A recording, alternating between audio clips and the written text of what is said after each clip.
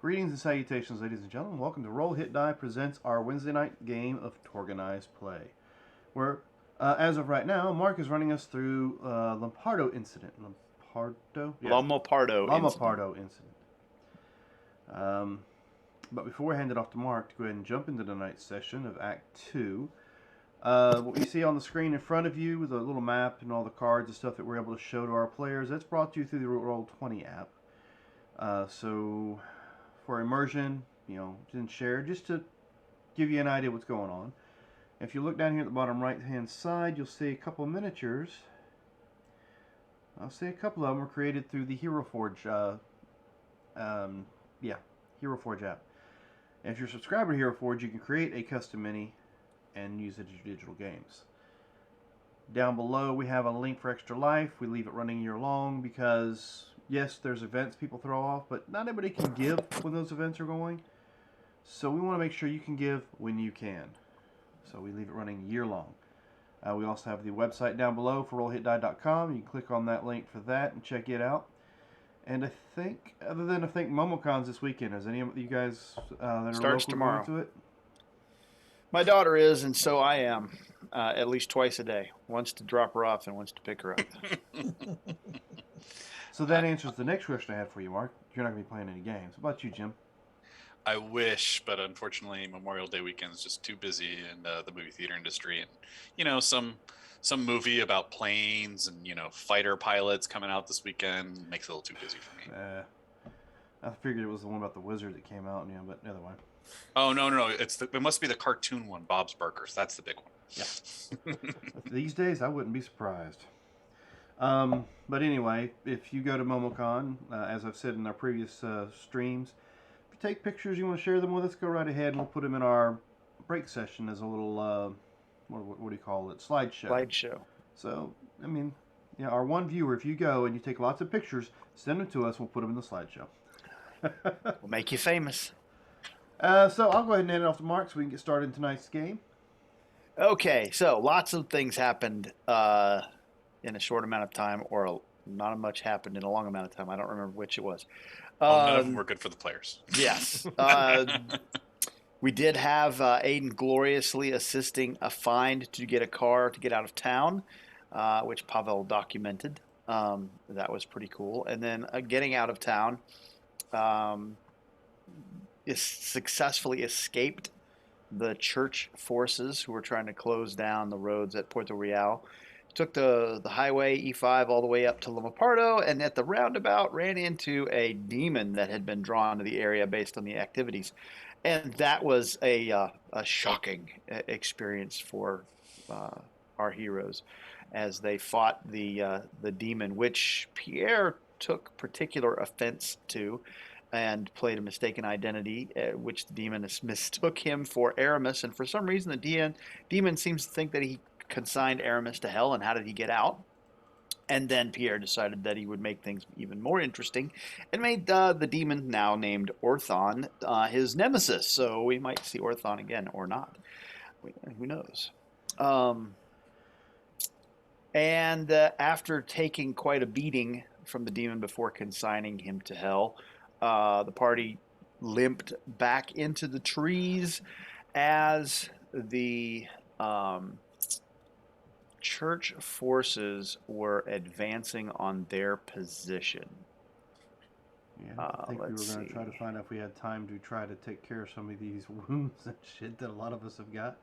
Well, there was a corpse of trees that we could get into and hide.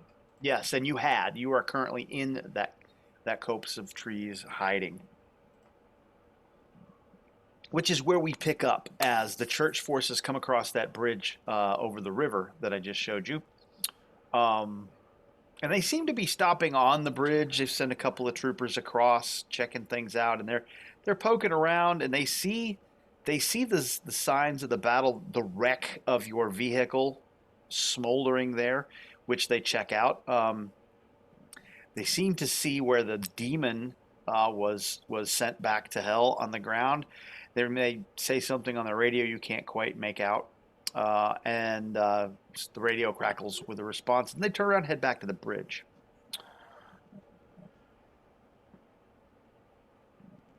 What would you like to do?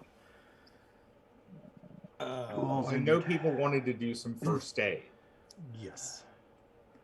Yeah, How bad off are we? I got 2 wounds. I I have am a wounded. wound. Who's not wounded? I'm not wounded. Pavel is not wounded. I'm not wounded. No, actually, you're dead. Don't feel dead. Well, you are the demon, right? He may have gotten better. I got better. Still a flesh wound. So I will pull out the handy dandy first aid kit Okay. and start wrapping up Aiden. We'll get First you Aiden. First Aiden. Ah! See what you did there. First aid. Mm-hmm. You have 2 wounds, you said? Yes, 2 wounds. Put a modifier -2 in there. Ooh. That's not helping. That isn't helping. But you know what? That's going to help a little more. Man, why is it- Are we playing a drama card, are we? Action. Action. Action. So that's a wound. You'll get one of those 2 wounds. Better than nothing. It is better than nothing. Well, thank you, Miyamoka. And then we'll try to do better with the Soaring Sleuth. You're down how much? 1 wound. 1? And first aid is trained only? No, first aid It's is not, not. trained only. Medicine's trained only. Okay. But if you have a first aid kit, you are favored in that. Did you have a first aid kit? Yes, I did. Did you want to try the favor before I take that wound off? No. Okay. So I played the card. That's like football. Don't take points off the board. I will favor that, though. I was going to say, I could try to assist you on myself, but And I got it. He's fine. He's fine. He's no problem. I know what. I've done this in Wasteland so many times. Did you clean your nails Hey, look, first? you're fine. Look at that. Look, see, you fine now. You feel much You're better. fine. You look good. didn't realize finger in wound helped. Oh, you know, You gotta pinch. it always does. And hey, Pierre, Just don't you take your looking finger okay? out of the wound. You'll be fine. Oh no, it's the dirt that came off his finger that actually clogs it. Oh, hey, Pierre, how down are you? I'll say in Russia, that's what they do. Just rub dirt in it. Oh, here, look at you, Pierre. Oh, oh no. I think we have to kill him. We need to Put him out of his down. misery. He's like a horse. Misery. Thump. We'll favor that one. Don't roll a 1. Unless it's followed by a Hey, Hey, look at that. Better. Look at that. Yeah, look at Merci that. beaucoup. See, everyone heal the wound. You're fine. Hey, Here hey, says you mercy just- buckets. You just walk it off. You'll be fine. That's right. I'm getting Elaine with that next time. He's gonna do something else. Mercy buckets. What? He might be watching. You might be watching. Could be the one. No, not yet. He might be watching it later. Anybody So- else? Nope. That's it as far as being able to heal, right? I mean, if you want to, Aiden, if you want to take a drink of this draught, you could drink one of these if you want. As I pull out a flask from an inside pocket, Holding out. or you can hold on to it for later if you want. As I hand you a healing draught. I will not look a gift horse in the mouth. I Just know heals some one- guys back home. Just heals 1 wound. Yes. Then yes, I will drink your draught. How much does that thing cost you? A couple hundred. Well, when we Okay. get back to wherever, and I'll try to requisition one for you. Yeah. I get more when I get home. All right. Thank you. So we are on this side of the river. The village is on that side of the river. How are we going to get from here to there? Okay, I'm a Now that little we're confused all because there are kind of- so many cards. Where are we trying to get? Yeah. There are so many So- cards on the table. Where are we right now? You are there. Okay, so we could technically go under the bridge if need be. If you wanted to sneak your way there, but see that bridge goes over a river, and you have to see those mountains on the upper right hand side, those hills there. Uh-huh. Lomopardo sits right in front of that left hand hill, and this Okay. bridge, this road, kind of goes right towards the village. But there is a good 30 or 40 meter wide river under that bridge. And we have people on the bridge right now. You have church forces that they patrolled. They heard the commotion. They came over. They kind of inspected. They're kind of hanging out for a little bit. You've been doing the first aid thing. They seem to still be hanging out at the moment. Well, I mean, we can wait until nightfall. Yeah. How strong does the current look in the river? Well, you haven't really. You're still in the trees by the. So we can't actually get a good look from where we're at. You haven't tried to get up there to look. What time of day is it right now? So let me show you this one. So there is the overhead. Did everybody see that one? Yeah. Yes, that's the one that I was Okay. thinking So about. the roundabout in the center is where you fought the demon. The trees to the right in that big green area where you're hiding currently. The bridge that's directly in the center over the river, that's the one that the church forces are on. The smoke that you've seen coming from Lomopardo is coming from the upper left, the left-hand corner, where the two, you can see how those two highways kind of angle a little bit, and it's almost where they might meet, might be where that smoke is coming from. The right-hand set of highways looks like it might be going around the village.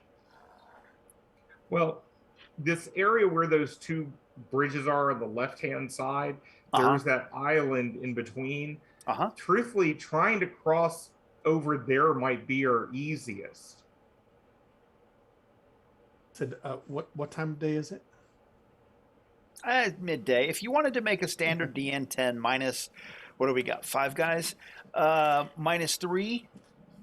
So a DN13. If you make a DN13 stealth someone, you can guide your party, because there's plenty of brush and the road beds are up with drainage ditches on the sides and whatnot, and Good they're cover. there and they don't know who you are. And so if you want to make a DN13 stealth, we can make it from where we are to underneath those two bridges over there and head it across the river.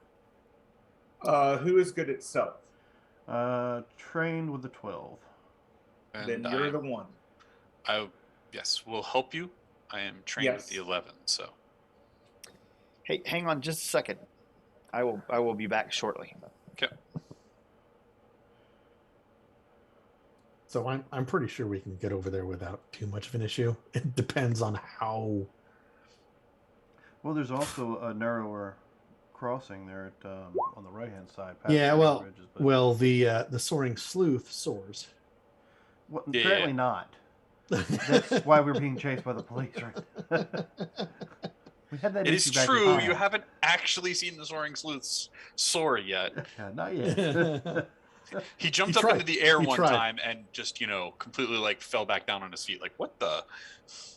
And then He played a movie. I was out of the desert air. That's what's doing it. I'm not in the desert air. Clearly, I need the nice, dry, hot air to lift me up a little bit. As an aside to an earlier point off camera, Dan, my wife is interested in vampire, so rope me into your discussions, and we'll see what we can figure out. We got a link in our current discussion for this one. That's to Roll20, and there's also a link in there for Discord. So if you want to jump in those, I'll connect you. We with can the figure it out Discord after. In our current message, In the chat for Zoom or in the journal for the Roll20 game? channel. In our Facebook conversation. message group. There's a link Gotcha. for both. Okay, we'll figure it out offline. All right, that's good to go. All right, so where do we end up? I see a bunch of stealth rolls. I see 2 stealth rolls. I see 1 help and 1 not. Everybody done rolling theirs? Yep. All right, I'm in a so pink bathrobe. I get one bonus, or what's the total? Plus 1. So you're down to a DN12. You got this. Oh, all right, DN12 without putting a modifier in there. Correct.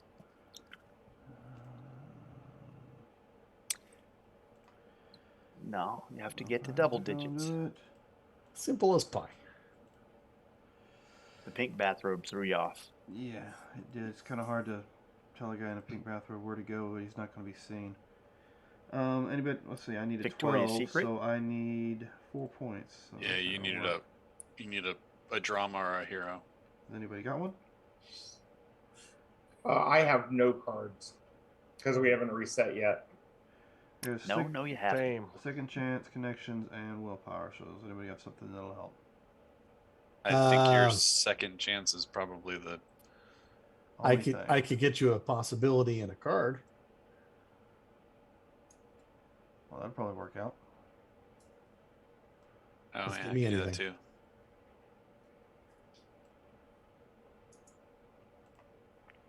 There you go. What are we Jeez. turning in? Get Mike away from the romance. Okay.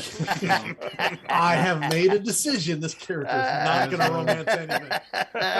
It's like every game, this card just gravitates towards me. Like, Mike no. into the Possibility in the romance. card. You won't have to put the possibility out. No, the card counts as the possibility, so run with it. Yep. So let's go ahead and put possibility. The last roll was at least it was a. There we go.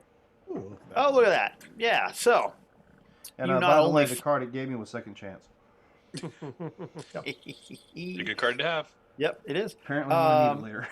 All right, so you managed to not only get an expeditious route over to those other bridges, but in the process, you spot a really good path across the river that, mostly doesn't. Yeah, it's not terribly wet, but you get like up to your waist here and there when you get across the river, and you end up on the left hand, kind of down the edge of that right hand edge of that left hand set of roads there. And with that, we're going to go ahead and do the card thing. Cool. Although I'll be fair, Mark, I didn't walk in the water. I flew above it. Did you? You sure about that? Because the last time you tried that, it went badly. Yeah. Horribly, I mean, fantastically wrong. Yes, I So am sure wanna, that I want to see the soaring sleuth just jump over the water to take off flying, and just not make it. Give me a I fly over the water roll there, Jim, real quick. Well, everybody else is doing the card thing. Screw you it's guys. my power. I was going to say. I will Give me- laugh heartily. Give me a if moment. this- I had to redo my. I had to reactivate Roll20. So Okay. It is activating my flight power. So It is. Yeah, as in there's not a roll for it. What roll do you want? Aerial air vehicles. Okay. All right, fine. We're just You don't have any laugh. points. You fly. You don't have any points in air vehicles. Because it's a not vehicle. Not a vehicle. it's not a vehicle. It is literally just the flight pulp power. Yes, but I mean, so if you're There's flying, there's no skill associated with it. if It you're is- flying and you need to do something aerial, I'm coming up with air vehicles every time. Every time. I understand it's a flight ability that you have, and you just Superman around with your arms out in front of you or whatever. But in Every his time. case, since it's not a vehicle, he should be able to use it untrained. right, This as I is say, just- it's air vehicles is a trained skill. Unlike the Rocket Ranger, where you were actually flying a gadget, using the gadget to fly, where you have to have air vehicles. I'll say, you know what? We'll table that. We can have that as a gameplay deconstruction conversation, game theory conversation later on. All right. So are we done? Where are we with the card stuff? I see 5. Nothing. I was trying to remember if we had 5 or 4 cards. You are, yeah. You're under glory. 5. Yeah. All right, I'm back up to 5 now. Okay. Anybody recycling? Oh yeah. yes. Oh yeah. Does anybody Yeah, I want should. connections? I'm gonna drop that. Adrenaline, really? Yeah, I'm not gonna need it. Someone else can use it. If someone else can grab it, I'm gonna grab that instead of that. who's dropping leadership? I'll take the I- leadership. Yeah, we just swapped. We got that. Dropping the leadership? What the heck? I will drop step B. You don't want. Does the anyone French happen to man have a leading. master plan? Negative. Yeah. Did you draw Inspire? Yep. All right. Well, I dropped connections. Nobody wanted. I'll go and draw the card to replace it. Yeah. All right, Maelstrom, Step B, and Connection are going away in 3, Yep. 2, 1. All right, let's make sure we got everybody. There's 1, there's 2, slightly larger than everybody else. Just make ourselves happy and make them uniform. And that's everybody. All right. Should we clear our shock? You can clear shock, absolutely. Okay. Thank you. That is so nice of you. Well, I mean, All right. I did get first aid on most of you, so. Okay, so yeah, you took enough time to get first aid. Mm-hmm. All right, so come on, roll 20.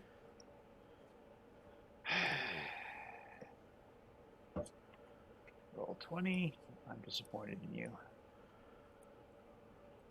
Copy.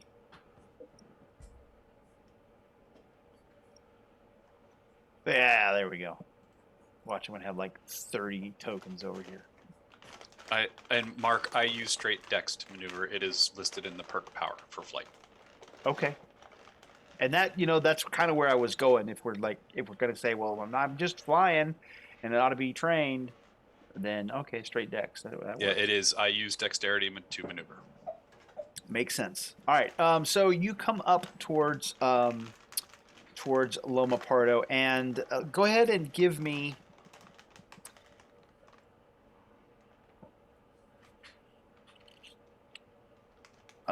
Let's see. What am I trying to do here? I've written something very poorly.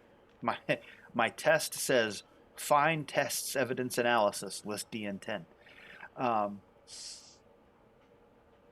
I will give you the option of either find or evidence analysis. They are both the same for me, and Ditto. a 12 on either. And everybody gets to roll. Let me rephrase that. And everybody should roll. Okay. Everyone needs to roll. Yeah. I will roll evidence analysis. Aiden was the first roll, so we'll start with Aiden. Aiden, so on this side of the river, you've noticed that the path of destruction from the southbound lanes of the AP4 highway, which is what you're next to. Let's go ahead and do this.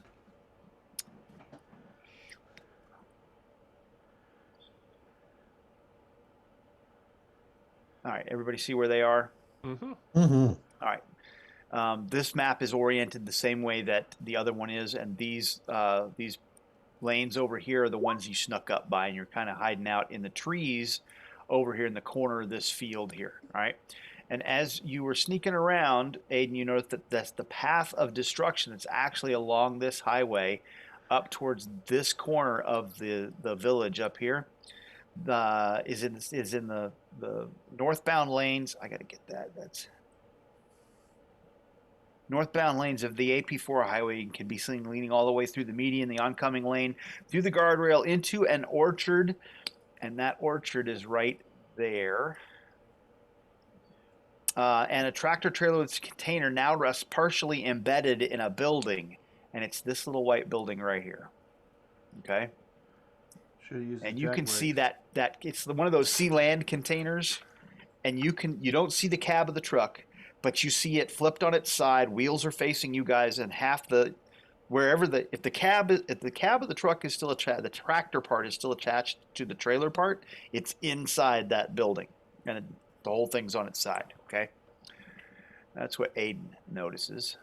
Let's see, Pavel. Yeah, you notice as Aiden's pointing these things out that the power is down to the village itself. You don't see a single light on. You don't see anything at all that indicates that there's any power to the entire village. And you start paying attention to it. You see that there's a tower that used to be right up in here. It seems like that's gone. And you're not sure. There's smoke coming from this area up in here.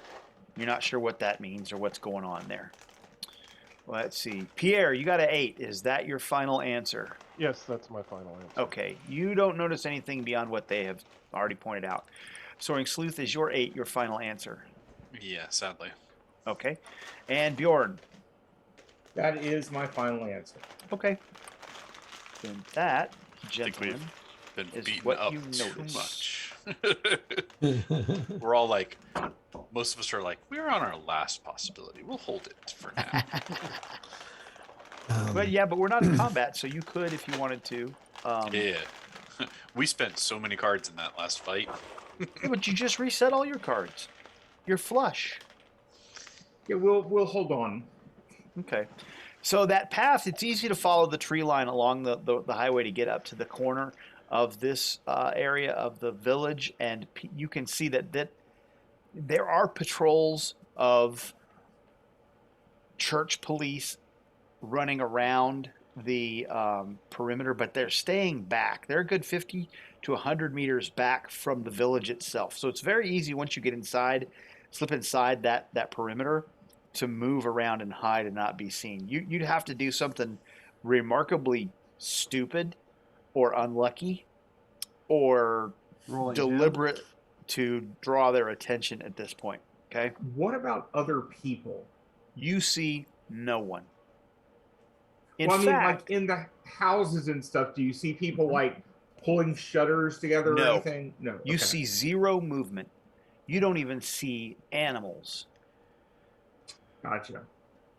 I was going to say there's 2 routes we could take. We either take the direct route, follow the destruction, or we flank it, go up here, and then this way. I think the best option would probably be to flank it at least, because we don't know what's there.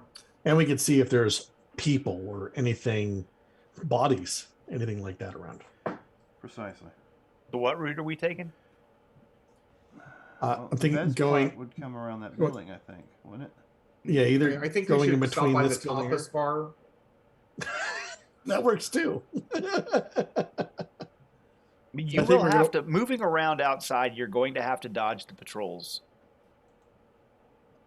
But you see absolutely nothing otherwise. Someone's creating a thingy. So you want to follow that path to get to there? Like that. Oh, that sounds good. There should be plenty of cover to ways to hide from anybody who go that way. Better than doing this. You could actually probably go into the supermarket. Well, you can. Entrance. So you can see that there are church patrols like over here. Oops, that's the turn order.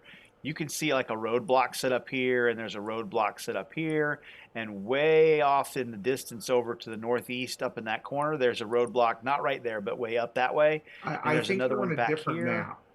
No, he's pinging towards the very edges of the map. I'm on the edges. Oh, okay, you're on the edges. Okay. Yeah, I'm pinging toward the edges. Let's see if I can do a thing. Let's see if Mark's smart enough to do a thing. If I learned something. Oh, I'm sure he is. It's just whether or not Roll20's gonna be nice to you. Yeah, there we go. So there's a like a roadblock here, and there's a roadblock up here. And then off this edge of the map, there's a roadblock over that direction, a little further off there. And then there's one like right in here. And they've got patrols running through these fields as well. And if you get out in the open, there are drones, and there are actually a couple of hosts overhead. And the hosts are at diametrically opposite positions, and they're rotating in like a little slow motion patrol around the entire village, up a couple 100 feet. And so if something gets out in the open for very long, they're going to see it. Yeah. So Dan, I think your path going by the supermarket and then the tapas bar and going like that was a good plan, because at least that gets us in the alleys. Yeah, the only other thing is to make sure there's no cameras, I suppose. Well, there's no power. That's right, no power. And just to make sure we're away from the police, we could even go over into this area to get back to the back. Over here. Well, so you can, picking through all of this the way you're going. Oh, look, I learned how to do a thing. You can follow that route fairly easily and dodge across the street right there and come across here. Okay. And you can find a route to get into this orchard area right over here. Okay. So So you can get here without too much difficulty. In fact, we'll just let your nice high 20 stealth roll just run that route for you if you wanted to go that way. That's fine. I won't complain. That was good. All right, so once you get into the orchard, you can see that the accident site is one of unrelenting destruction. Clear from the southbound lanes. Excuse me, I got to change that. It's northbound. The northbound lanes of the AP4 across the median and oncoming traffic lanes, guardrail fenced an orchard, and into a small warehouse structure. The twisted girders and power lines from the small tower that fed the village power is intertwined with the cab of the vehicle lying on its side in the middle of the orchard. The front of the container can be seen protruding from the warehouse or the back of the container. I got to change that too.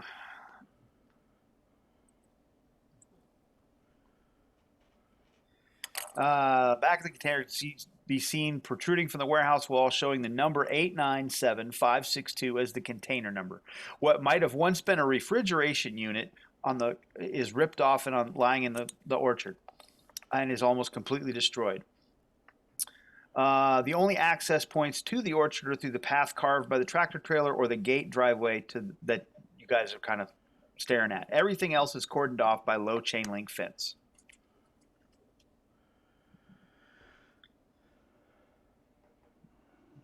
Follow the destruction of the truck. Probably the best one to go through. Anybody have any other suggestions? You want to try to go through over the gate, or are there any power lines down around us? In that northwest corner over there. Okay. Not really in the area where you see the truck and all the. It's clear that the vehicle caused the tower to come down, and some of those lines kind of lead towards the warehouse, but they're not long enough to get there. They just, when they snapped or broke, they tail off. Yeah, but there's no cinematic. They're still sparking, so no, we can see that they're alive. The but fence isn't Nope. like got electricity arcing across it. Nope, not that recent. I mean, does anyone have a way of? Well, does anyone have a way of looking at this number and finding out what this truck was? I mean, well, you'd have to hook up to the net or something like that. I mean, yeah. I don't think they have any power to do that right now. Or I don't think our cell phone. Well, I mean, I guess we could. Does anybody good with computers? I have an ad. I can try. I have a large mind. That's about it. I learned a little bit from our last attempt at breaking that lock. Our cell phones in this, they'd still be internet access, wouldn't they, for typical? Your little burner phones? Nah, your little burner phones are just for communications. You don't have a smartphone because the smartphone would have to be CyberPapple approved or hacked. And does anybody have something like that listed on their character sheet? Nope. No. Okay. So you don't really have a computer. Well, since I'm dressed like monk, I could just walk up to one of the patrol and say, "Give me your phone," and then walk away, right? I don't think you truly look like a monk. I mean, but I am in robe. I am in monk robe. Yes. I'm gonna ride that pony right into the ground. Yes, you are. Our sisters of the Victoria's Secrets. Well, maybe if we go into a building, they have some sort of computer going on or some sort of generator. We could throw it up and look it up. Yes. Oh, we can check for a generator, I'm sure, and it might be a possibility. Supermarkets tend to have some sort of computers in the back, don't they? Yes, I'm assuming that we need to figure out what this truck was carrying. I mean, short of going to the cab of the truck and finding his sheet of paper that tells you what's in it. It's possible too, but CyberPap see the layers upon layers upon layers. If we don't know what we're doing, it takes a long time to figure it out. So no offense. Are you going to the cab of the truck that's inside the warehouse? That was a suggestion. Sounds like the best idea. But I mean, it doesn't necessarily mean that's what we're going to do. That's more of a. The back of the container is partially wedged open at the bottom. Is there any placards on the truck? None that you see. Okay. None that we see. So we should. You can't really see the cab because it's inside that warehouse. Yeah, but if it's placarded to be on all four sides, including the back. Well, not always. Sometimes it's only on the driver's side door. You assume this is not secret, and you assume that they use correct placards, yes? Oh, no. There was no assumption. I'm just saying if there's placards on it to give us an idea. Well, let's go with the warehouse and law. let's go with the warehouse and check the cab out. It's good. Yes, I think we should check it out. So even if perhaps we sneak into the back of the back of the container and see what it was containing. And the orchard makes it easy to slip from tree to tree without worrying about overhead eyes prying and get to the warehouse. The gouge that the truck made through the walls of the warehouse is enough that you can the wheels of the truck bash through and that you can kind of walk in around that if you wish to. So or you can go to the back of the truck and look at where the container doors have been kind of pried out. I think we need to look into the container. Yes. Okay. Oh, sure. You sound good. Before I do that, I want to see if the ground is all messed up. Are there any prints, marks, like somebody's walked in or out of this area? Why don't you give me a little track and roll or a find roll or whatever kind of roll that you would like to give me? Find the only one I can give you because tracking I'm not trained in. I don't think you have to be trained in tracking. Yeah, but use the one that's trained in just in case it does blow up. Well, I'm just saying. So yes, you absolutely find prints and tracks all over the ground, but you don't have a high enough success level to tell much more about it. Then hey, look, somebody was here, but whom or what they have to do with the truck? Couldn't tell you. As I say, perhaps can I look at the area and see what maybe caused the accident? Are there skid marks that look like would have near where the truck drove in, or does it look like it was just bowling through? If you want to go ahead and give me a evidence analysis roll to assess the accident site, I would love to. You can tell that the truck seems to have been heading northbound, and somewhere around right here, it completely lost control, swerved to one side, smashed into the barrier on the left, and then careened through everything else and hit full speed into this warehouse. And in the process of knocking the tower down up here and getting through the warehouse door, it flipped over on its side. Driver suddenly fell asleep or was knocked unconscious. Or he got scared off the road by a demon. Even still, he would. Yeah. Now, that's just where my mind went since we just fought one of these. Or resistance could have, they spiked the road with stuff like a mine. All nice speculation, but maybe we should check it out for the facts. I heard somebody was poking their head into the back of the truck. I think, was that? Yes. Not Robert. Well, it was Robert, but Bjorn. Yeah, I was Bjorn is more than happy to look into the back of the truck. Okay. So Bjorn, when you poke your head up in there, it is dark. Do you have a light source of some kind? No. Toss you my I'm trying to see if I have anything else. No, I do not have a light source. Yeah. So I will say it's dark. At the back end of the truck, you can tell that there's some kind of cubby. There's shattered glass all over the place. And you can tell from like the last. Okay, Pierre's bailing on us. Mike, you're in charge of Pierre. The cards and the possibilities are on the table. So poor Pierre. Yeah, let's. I'm gonna organize this stuff over here. What was that test for defeat for Pierre? What? Well, we did talk about martyring him because, it's the French thing to do. Exactly. Vive la France. I will be back. Okay. Bonne chance.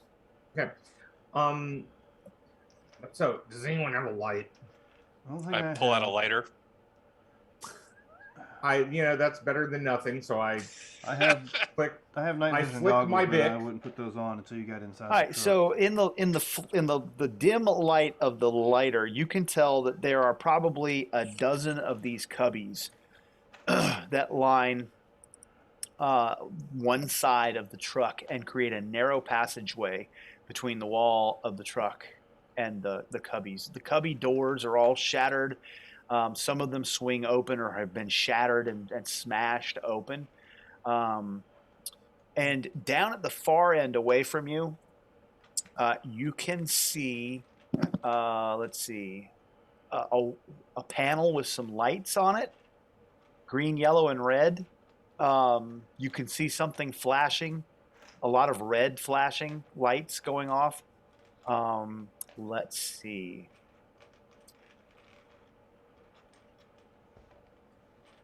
I don't mind you trying to get in and moving over there. You can, yeah, you can. There is plenty of room for you to. You could get through there. You wouldn't even have to squeeze. You could crouch and just kind of get in that way. It looks like. Who else is at the back end of the truck right now? Aiden's there. Oh, probably Pierre. Anybody who's looking at the back end, if you want to give me an evidence analysis, feel free. Do you have Pierre's sheet? As Bjorn is making his way into the truck. Mark, can you give me access to Pierre's sheet? Oh, yes. I would probably be there since I just gave him the lighter. Yep. Makes sense. Pavel Chekhov. You should have it. I got it.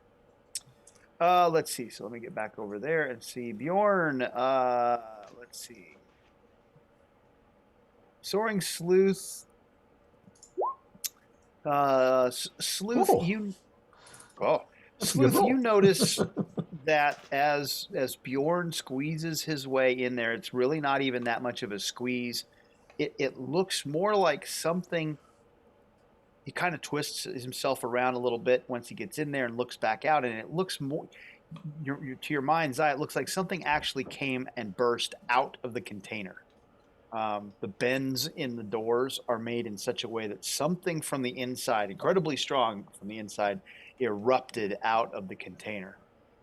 Bjorn, as you're crawling through the container, you notice some odd, scaly flesh has been in the jagged, some of the jagged ripped parts of the metal have gouged some scaly flesh off of something.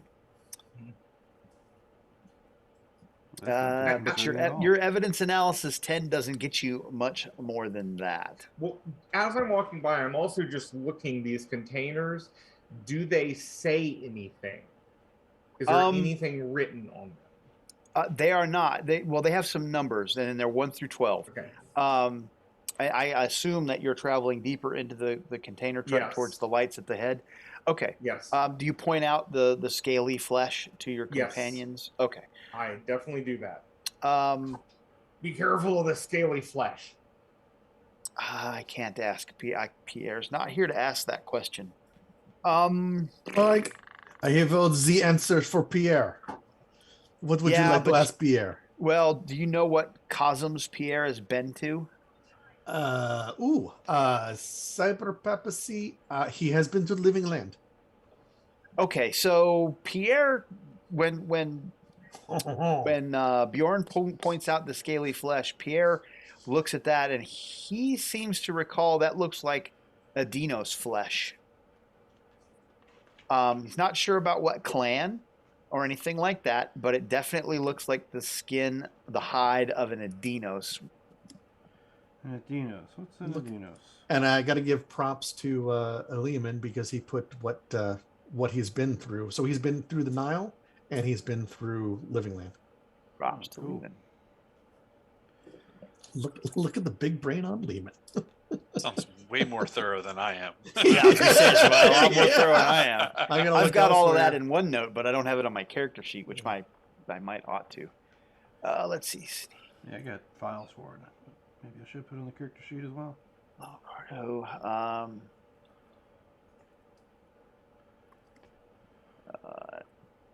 Come on, fat fingers.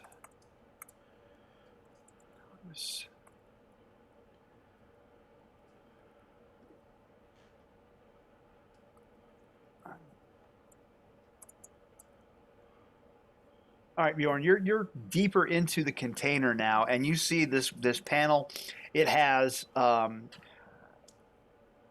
panel that seems to be set up the same way that those cubbies are set up, and there's 12 distinct rows of stuff, and then there's a 13th setup that's very different.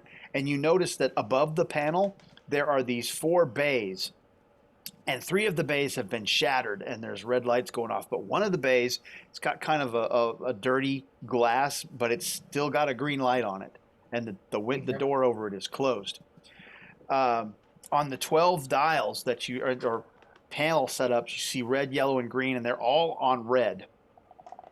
And you see all of the dials are pegged over to 0, and it looks like you're really not sure. What cosmos have you been to? Tharcold, primarily. I think, let me go back and look. I think he was in Living Lands for one other adventure.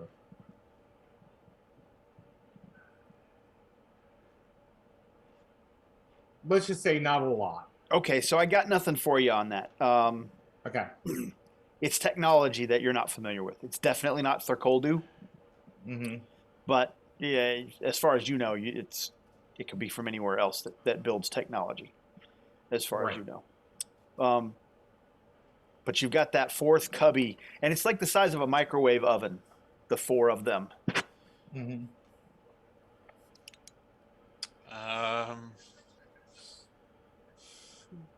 Oh, and those cubbies that you walked by, big enough for people. Okay. I relate all of this back. I'm not going to touch anything. So, do we wish to try to get that cubby open? Let me see what it is first.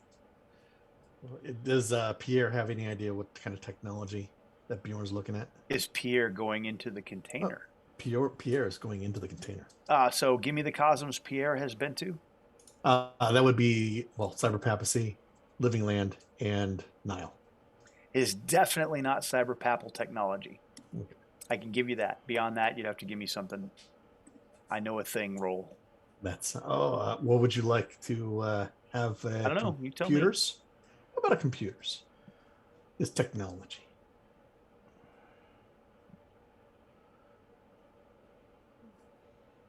Is that good? I'm waiting for you to roll. Okay. Gotcha. I had no idea. No, it's not computer. It's not computer. He's like little blue light thing. As you're looking at that, trying to evaluate it, you see inside this cubby behind the glass, you find a clear spot, and it looks like it's got a wasp's nest inside there. Except this wasp's nest, you know how the wasp's nest have those little, where the eggs are, they're little silken kind of bumps on it, and they're a little rounded, and there's just where the eggs get cocooned in as the larvae develop. Well, on this wasp's nest, there's about 10 eggs in there, and those little silken bumps are about the size of a cantaloupe. Yeah, maybe a large apple. Yeah, whatever is in there is. It's about like that. We do not want to mess with that at all. The size of a. Looking at the panel itself, is it running on battery? I assume. It still has energy. Okay. It still has power, and it's got a green light. I do not think we want to mess with these.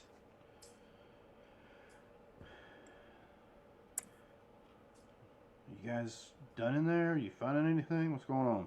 But if this is something that look like a wasp nest in here. I mean, it's a metal container. I'm sure there's a wasp nest or 2 in there. No, it's big wasp, like cantaloupe, large apple-sized. But if it is something that they were transporting around, maybe big. Maybe it is something that we need to bring to the Resistance to study. Maybe we go into the cab and see if there's any paperwork. Is anybody outside the back of the truck with me? Pavel. You got this, Pavel? I'll go check the cab of the truck. Yeah, sure. I'll stand out here in my pink bathrobe. Yeah, that way if anybody starts shooting, they'll shoot towards the host tank first. host Sure. comes over, you wave at the host. The host waves back. You know, I am like Monk. Yes. Okay. I'm thinking maybe. So Aiden is checking out the cab. Yes. Yeah. I'm going to see if the driver's body is in there, or if there's any paperwork or whatever. Usually there's a manifest the driver carries with him, but not always, depending upon the circumstances. How secret it is.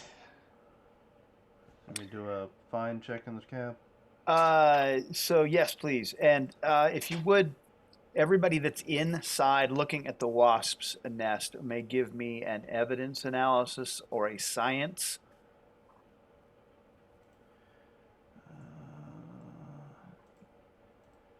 Oh, Pierre, no. Oh, well. Oh, Bjorn. Would 15 be better? Yes, a 15 would probably be better. Okay. If you're going to put something on it, though, yeah, 15 would be better. Aiden, is Okay. that a final answer on that 7? Will a 10 do me any good? Yes. Then I'll play a willpower. Okay, so that's Aiden's willpower, and that's... Okay, so we're going to put willpowers on both rolls? Yes. I mean, that'll give me a 17. Perfect. Okay, great. All right, so Aiden, you get up to the cab, and you have to climb up the undercarriage of the cab to get there. And when you get up there, the door's already open, and inside the cab,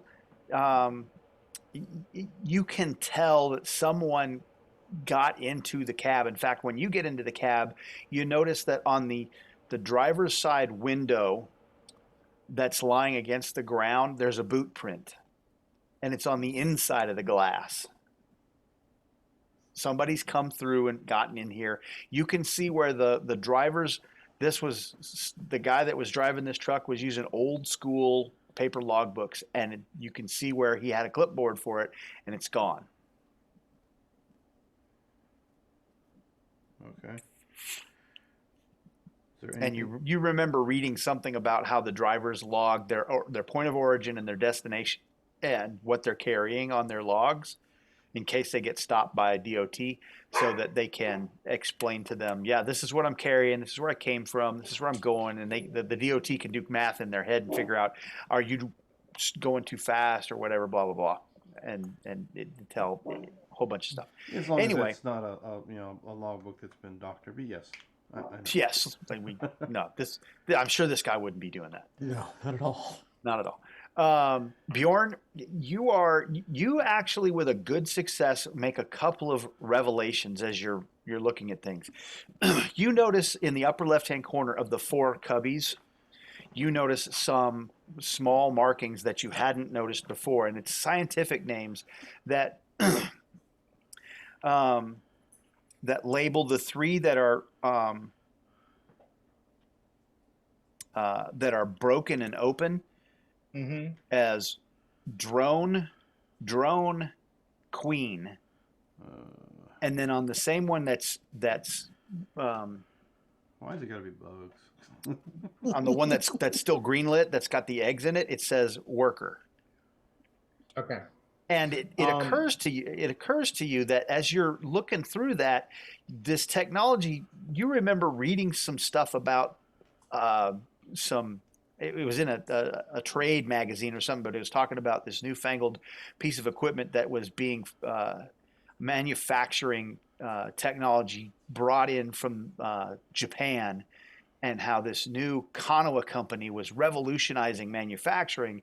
And the hardware and electronics looked almost the same as what you're looking at. In fact, yes. You're relatively certain the electronics inside this truck came from Pan Pacifica.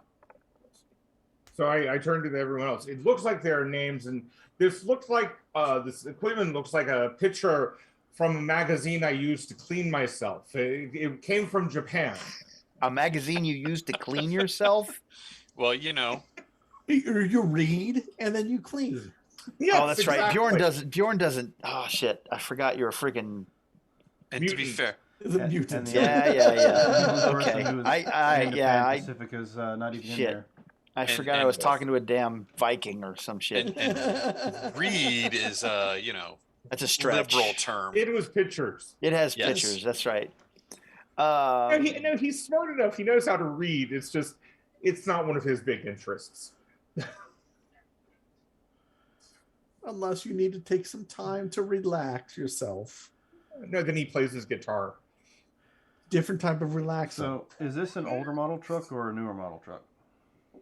The truck itself, it's just a truck. I mean, if it's in the Cyberpaps, it wouldn't have some sort of like black box or GPS locator. Might. Can I see if I can find one of those? With the find roll that you got, you noticed that the data you're looking for has been taken. Copy that. All right.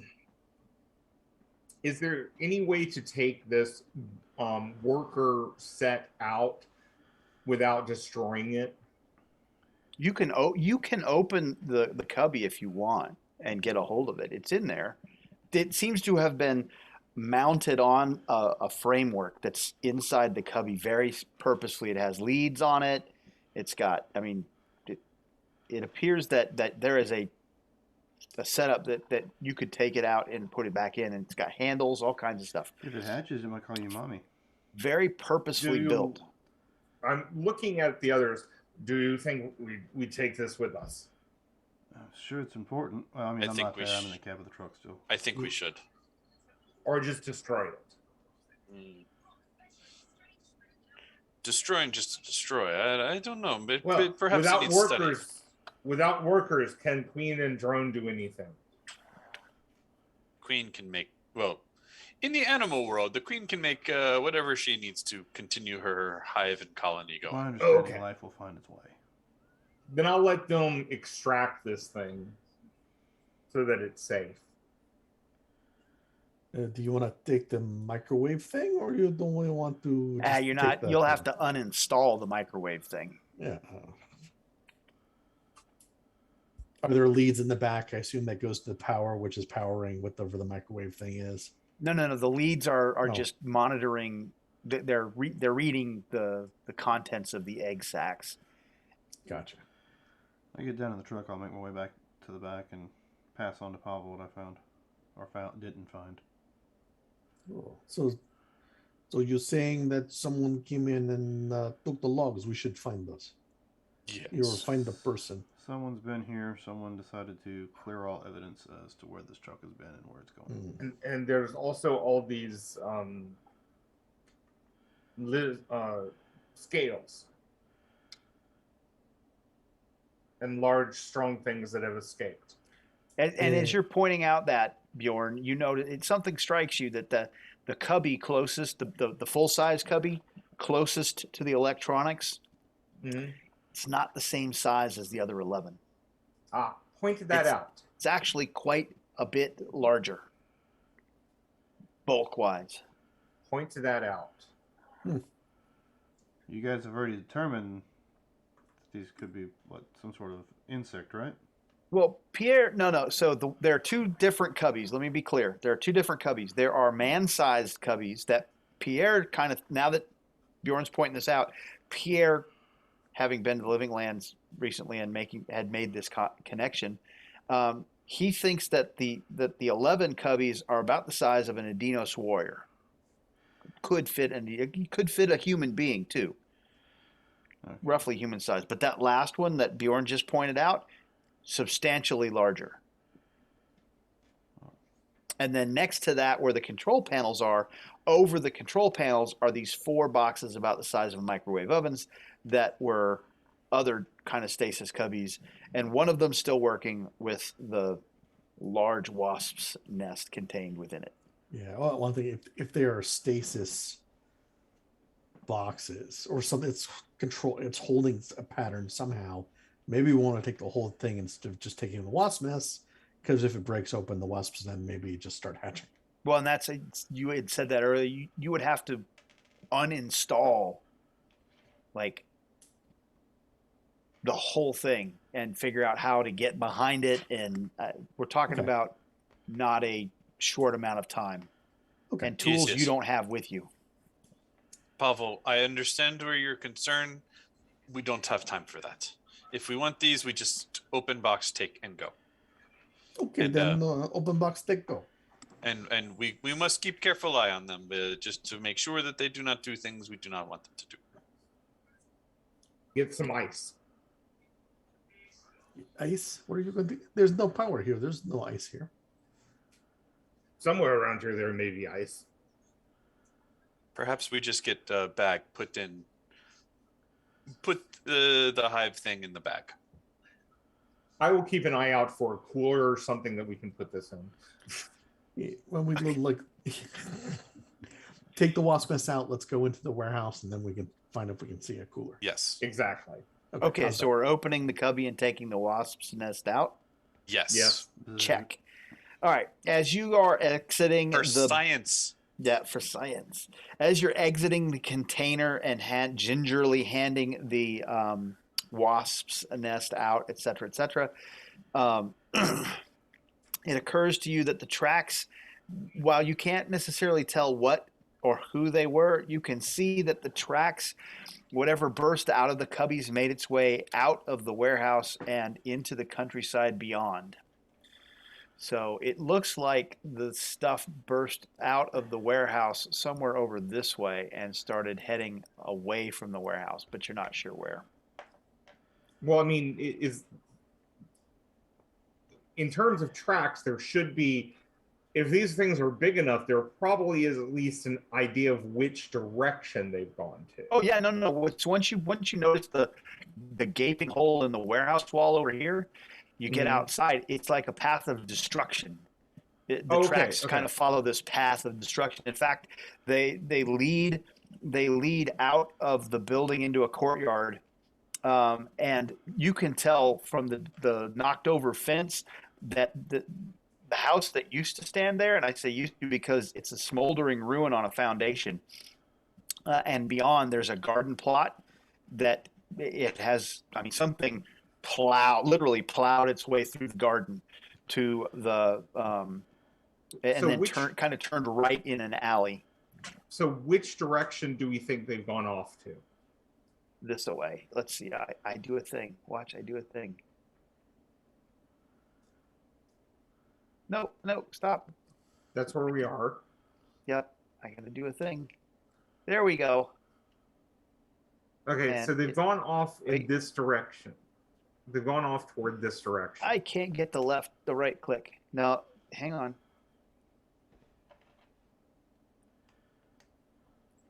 And they turned right in an alley right this way. Somewhere this away is where they turned in an alley. You can see the path turn right and go around a corner, and you don't know where they. We're going you don't know where they this went. direction. Oh, we know they've gone at least toward this area. No, they went to right. Oops, I got to get my ping back. They went to here and turned right. That's what you know. Okay, then we'll follow at least what we can follow. Okay. Does that sound good to everyone? Sounds Hang fine. on, my daughter's calling me. Hang on. Yep. I'll be right back too. Dun, dun, dun, dun, dun, dun. So if these are dinos that are running around,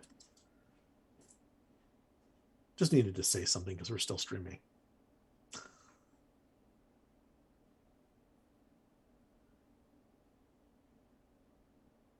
Well, it's a good thing we didn't go over here first, like I was saying, right?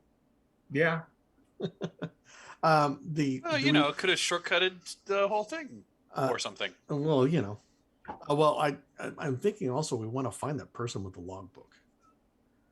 I agree. If he's got let's try to see if we can track them.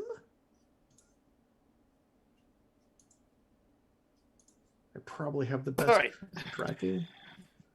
Okay, so I don't know why you guys are way over there because this is as far as the tracks go.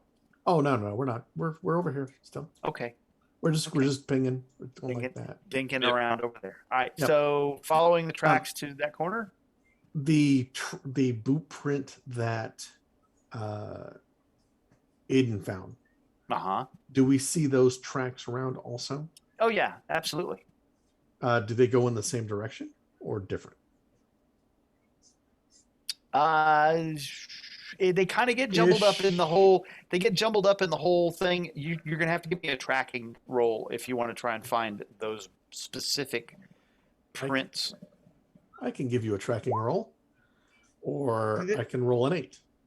This is giving me all this vibe of like insect spirits and insect shamans from Shadowrun. Oh, so close, Pavel. Do I want to do anything about that? You got a card for that? I'm looking. What was how important do you think this is, guys? Because I can steal Pierre's action, give him something else. I think it might be important to know which way the person with the boots went. I mean, he did take the. So any level of success is fine. I'm going to give him the coup de grace. Okay, so the boot prints seem to come out of the warehouse and head in the street and seem to follow. They seem to go to the street, and it seems to be very orderly. Does it seem like one person or multiple people? Multiple. Soldiers. Okay. Or probably, or the patrol anyway. Pierre identifies the boot tread as Cyber Papal issue. Oh, okay. So probably the church police then. Yeah. That is actually good to know. They have the log files. Then I think we need to first follow the creatures. Yeah, we don't want them running them loose and hurting people. At this point, yeah. Okay, so we're going over here and turning right. Yes. Yep. And heading down the narrow alley. Sneaky.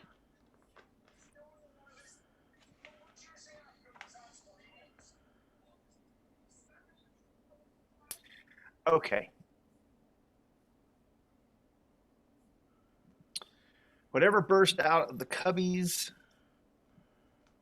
made its way out of the warehouse and into the courtyard beyond. 2 buildings at the end of that courtyard are now burned out foundations through which a path of destruction can be seen, leading into an open garden plot. Beyond, it is quite clear a large group of something moved through that garden recklessly, turned right, and disappeared down a narrow alley.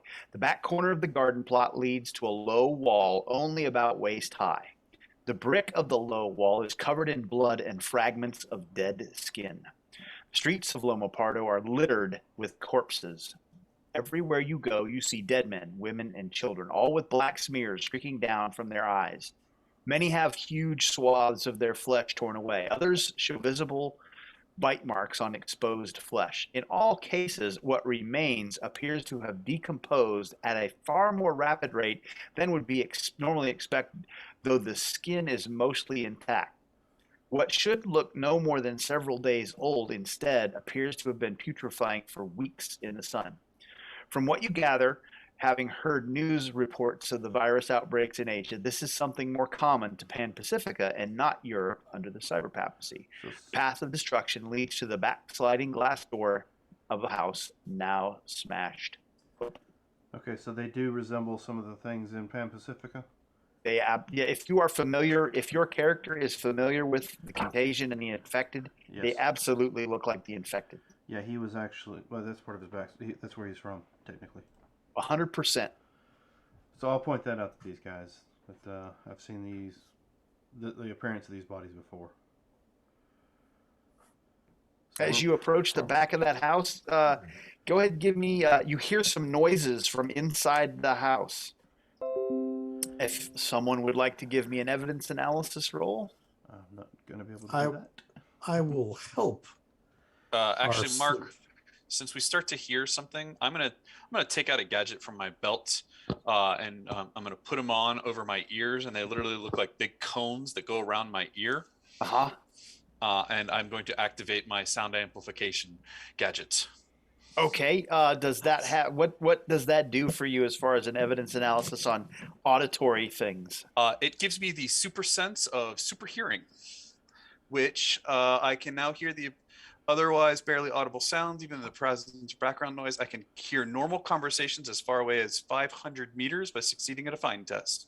and I can discern the nature of someone I hear by making an evidence analysis test. Okay, so you're going to make me an evidence analysis test. I'm going to give you a +4 on this. Oh, awesome. Just for your gadget, because your gadget amplifies noises, and this is through walls and other things that normally you just and you'd have to figure it out. But you've got super hearing that's helping you hear this. So if Pavel would like to give a little help there, go ahead and see if Pavel can help him. Pavel does help. So you have a plus. Let's see, that's a +1. So you get a +5 on this roll. Oh, good. There, super sleuth. That makes up for my current stymied condition.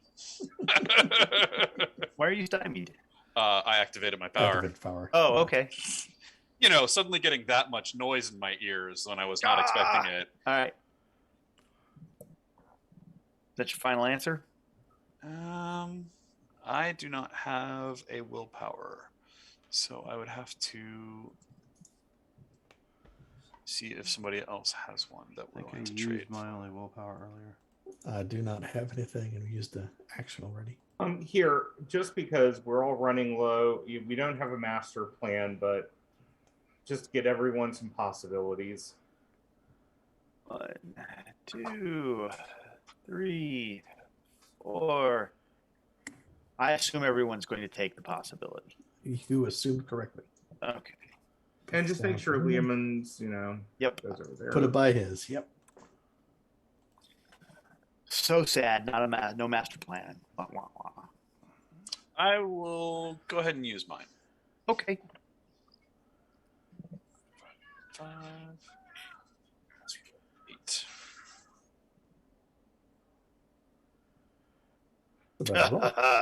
Okay. Yes, someone is definitely there, but they aren't trapped. It sounds like someone's hurt. And in fact, you can tell that there are 4 people moving around somewhere in that house, but they aren't making the motions of the movements you hear aren't the movements of someone trapped. But all of them seem to be hurt. In fact, those 4 people back there that aren't trapped, you're pretty sure they aren't hurt, because the moaning the soft moaning you hear is not the moaning of someone in pain. You're not sure exactly what it is. All right.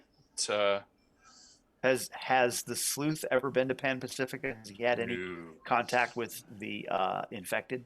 This is really the first time sleuth's been out of the Nile Empire. Okay, so someone left the door open and he got away. Perfect. Yes.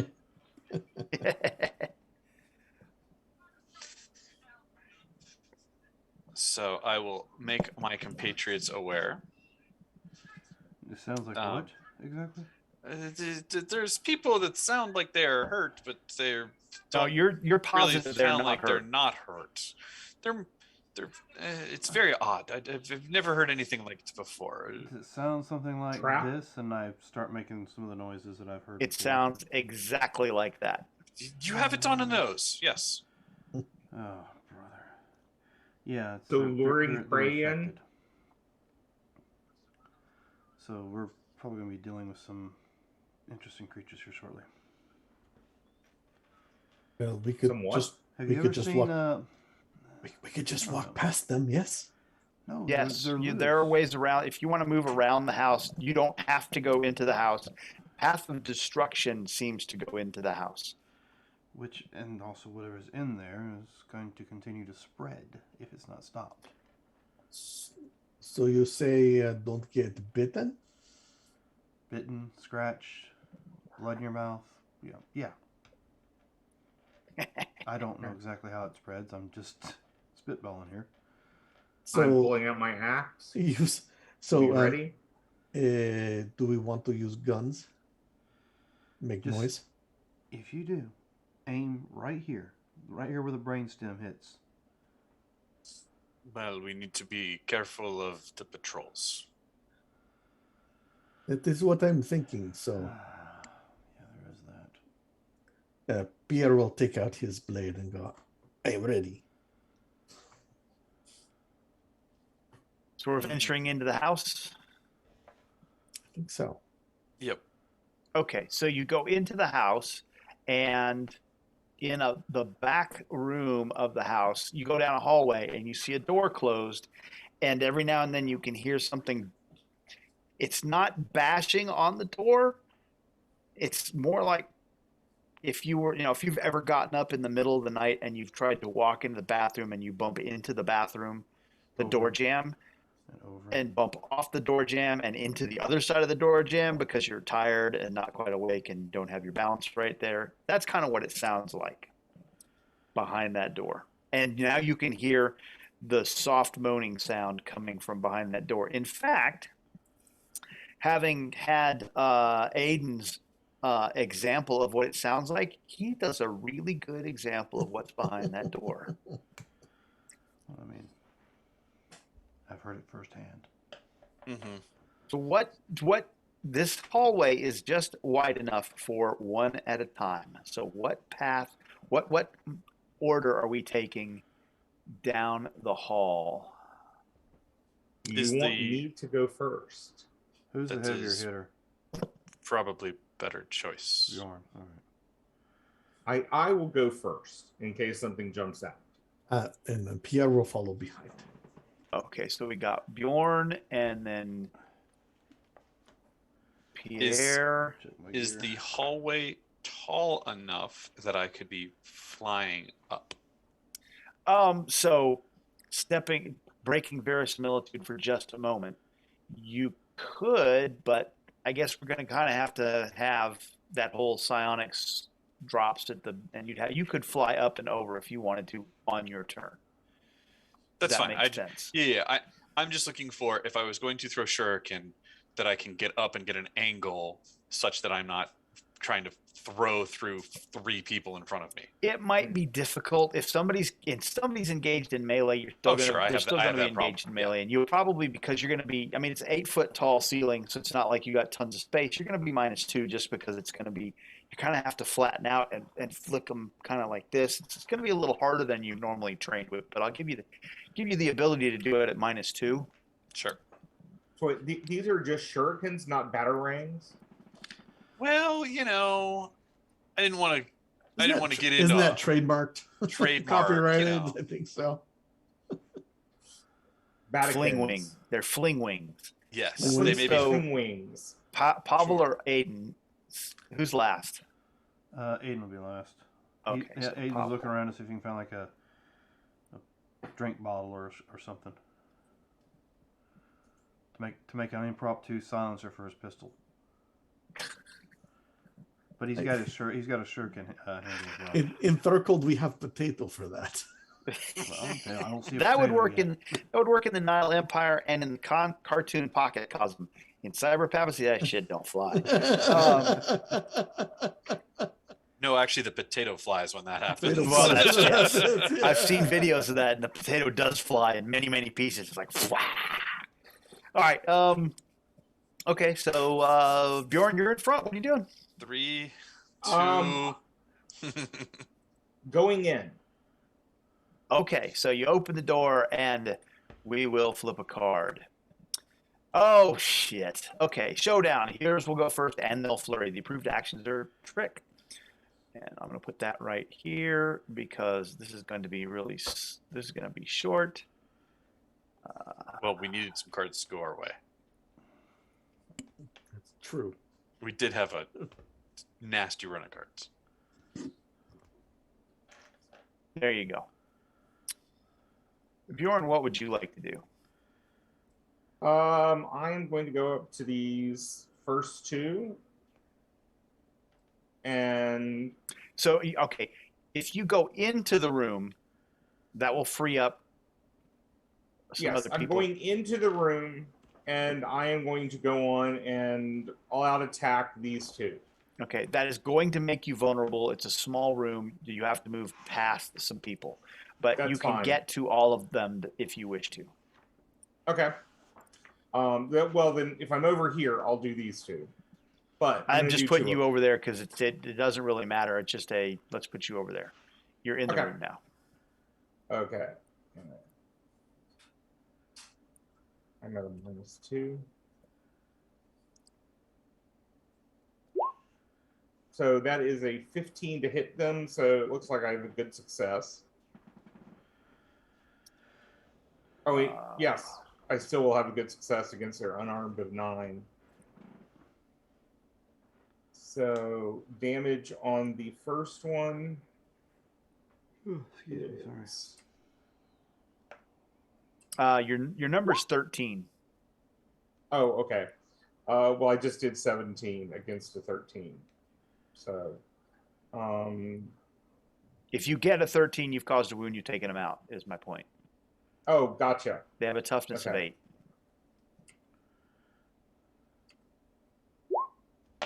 Yeah.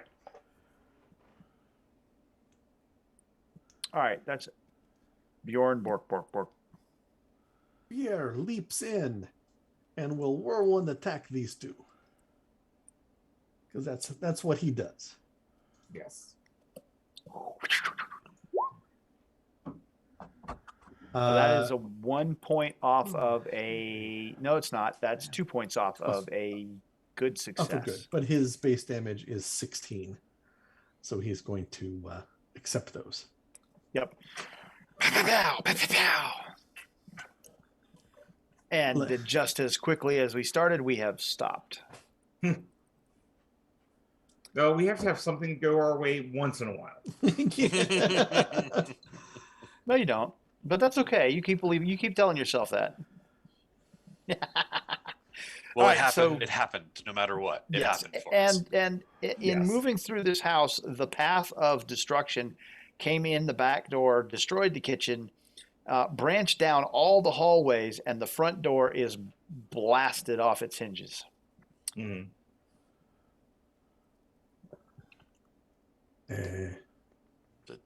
Is there anything in this room with these people? The room is completely trashed. Okay. Blood and gore everywhere. Well, keep on moving, I guess. I found how you say MP3 of Cyberpulp's best 1,000 sermons. So yeah, we don't need that. Okay, let me see if I did what I think I did. And if I did,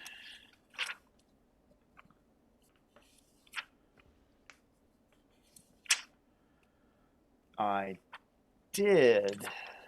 Let's go ahead and do the card thing. Oh. Okay. 5. Pierre's at 5, and I think he's going to keep those cards. Let's see if there's any I want to get rid of. Ooh, I'll keep that card. I like my cards. Pavel's done. Pierre's done. Okay. I am discarding a transfer. And when Pierre's good, and when Bjorn gets back up to 5.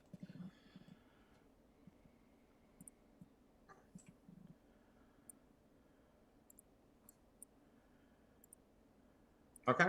Oh, I still have Demon open. I didn't need to have that open. All right, so you come bursting out this house right here, and you see the path of destruction leads out into the road, and the back corner of the garden plot leads to a low wall only about waist high. The brick of the wall is covered in blood, fragments of dead skin, blah blah blah. You did that already. And it leads out the front door of the home through the gates of the driveway, which are burst open, where the path dissipates into the streets. And as soon as you get out into the middle of the street,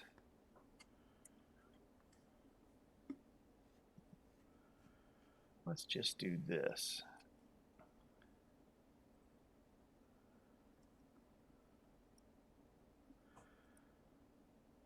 Yeah.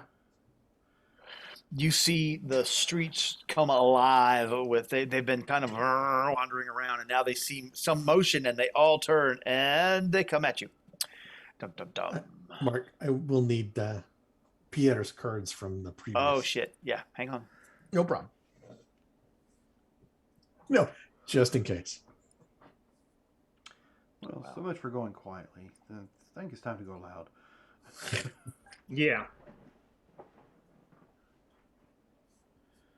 We did so good. Good news, you don't see any hosts in the air overhead. That is in fact very good news. Thank you. And let's move this a little bit. I'm going to rearrange this just a tad for reasons.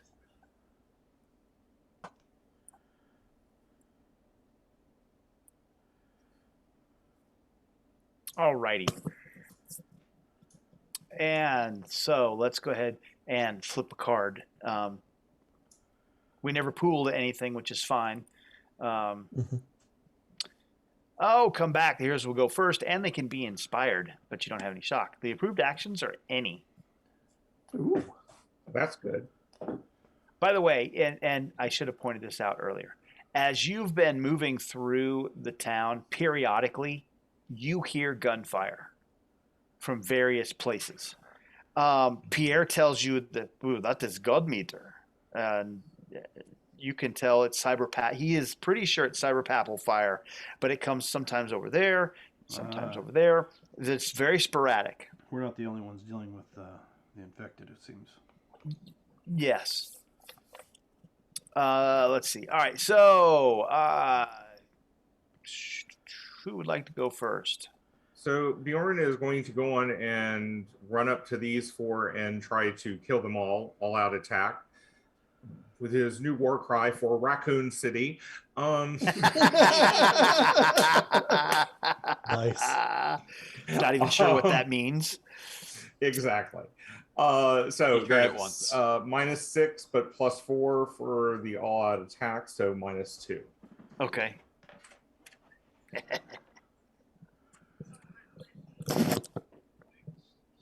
And a 13 to hit. My base damage is a 15. They splorch nicely as you carve them up with your battle axe, and it is joyous gore. A little stinky, though. I mean, you're not used to the bodies smelling this putrid this early. Yeah. It usually takes a while for this to happen, but it's like, okay. These Spanish people ripen quickly. Spanish people do ripen quickly. That's what happens when you die without bathing. I'm going to have Pavel go. He's going to put up awareness. Pavel puts up good awareness. That's awareness is actually outstanding. On the nose. +2 physical defenses in a 20-meter radius. So everyone's going to get a +2 to their physical defenses. Thank you. Very nice, Pavel.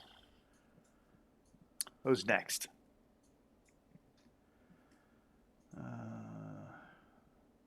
I guess I'll just go ahead and pull out the pistols and target 2. Okay. No, whatever, these 2 here.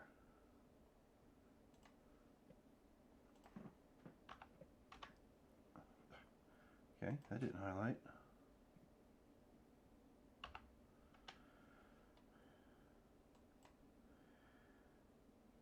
I don't see. What's their... It'll be a standard success. All right, standard's a 14 damage.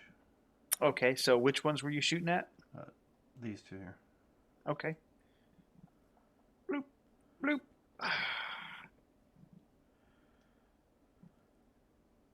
And, yeah, any. So I draw a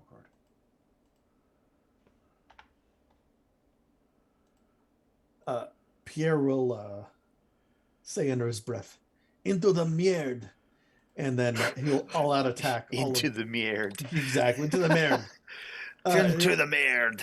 He will all-out attack these 4 here too. It's inspired by Bjorn. That's Pierre's doing that? Yep. So he's got whirlwind, so I'll actually only be minus, let's see, 6 will go to a 4 all-out attack, so it'll be a 0. Oops. I didn't mean to do that.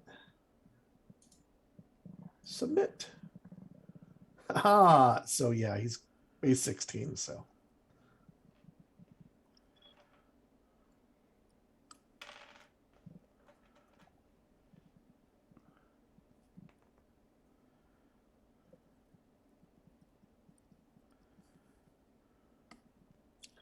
Mr. Sleuth.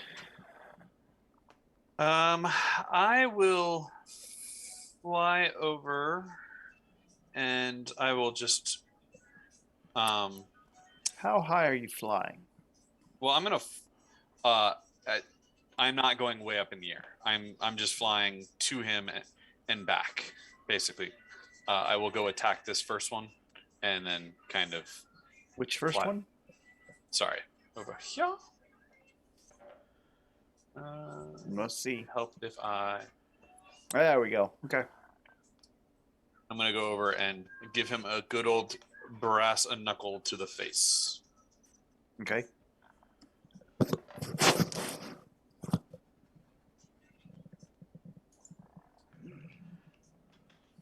What's your minimum? I have to roll. I am not that strong. Okay, that is a point off of an outstanding. Yeah. So here is my bonus die. Oh. You. I mean, if I'm going to roll like that. You got a whole bunch of him all over your hand. Ah, dude. It's a good thing I wear gloves. That's what the leather's for, right? Yep. All right. That would be everyone. Go ahead and put cards into your pools, and then we can flurry. Because unfortunately, we're inspired. We're Or inspired. inspired, not flurried. My bad. And it's my turn. Most all of my damage types are non-lethal, so I have to punch these things. Well, you're a Nile hero, yeah. Not heroes don't kill people. They're already dead. Some. Yeah. I mean, heroes. Don't worry about them. They're already dead. All right. They just don't know it yet. And Pierre has flurry in his pool. Does that mean Pierre's gonna flurry? Not currently. Okay. I just put it in the pool. Let's see. So, what do we got? 12, 13 left, and that's 2 apiece.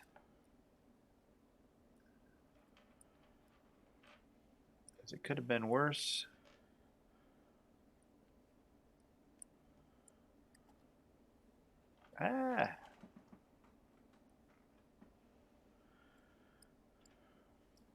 And then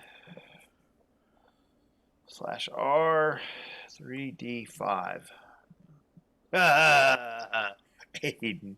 No, we won't do that to Aiden. Was this melee? There we go. Where did Aiden go? There's Aiden. Around there somewhere. Oh.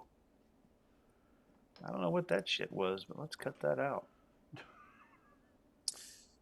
Aiden and 1, 2, 3, Pavel.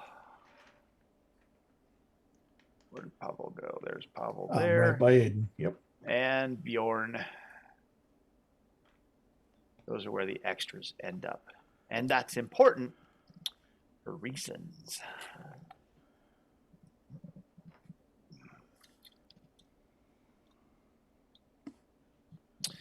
Okay, so let's do the sleuth first.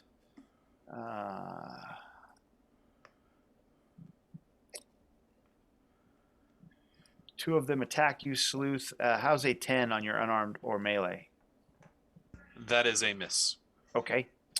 Let's see. Bjorn, you have 3. Yep. That doesn't hit Bjorn. Nope. Who's that? Let's close in a little bit. Pavel, you also have 3. It's not going to hit me. These guys suck. Yay. Aiden, you have 3. That's a 9 on your unarmed or melee. Aiden. 15. 15. Is it 15? So I miss you? Yes, you miss. Okay. And Pierre only has 2. Ooh, look at that. Single digits all around. Cards and pools. Well, no. That was there. We just pooled. Yeah. Yeah. Whatever. Making sure you do it. They hesitate. The heroes will go first. Villains can be fatigued. The approved action is trick. Unfortunately, I don't think they can be fatigued. Remember that approve action was any last turn, so if you were successful, you get a card. Oh, that's true. I got to draw one for Pierre, I just noticed. I was gonna say, I literally just remembered just before you said that too. All right, who'd like to go first?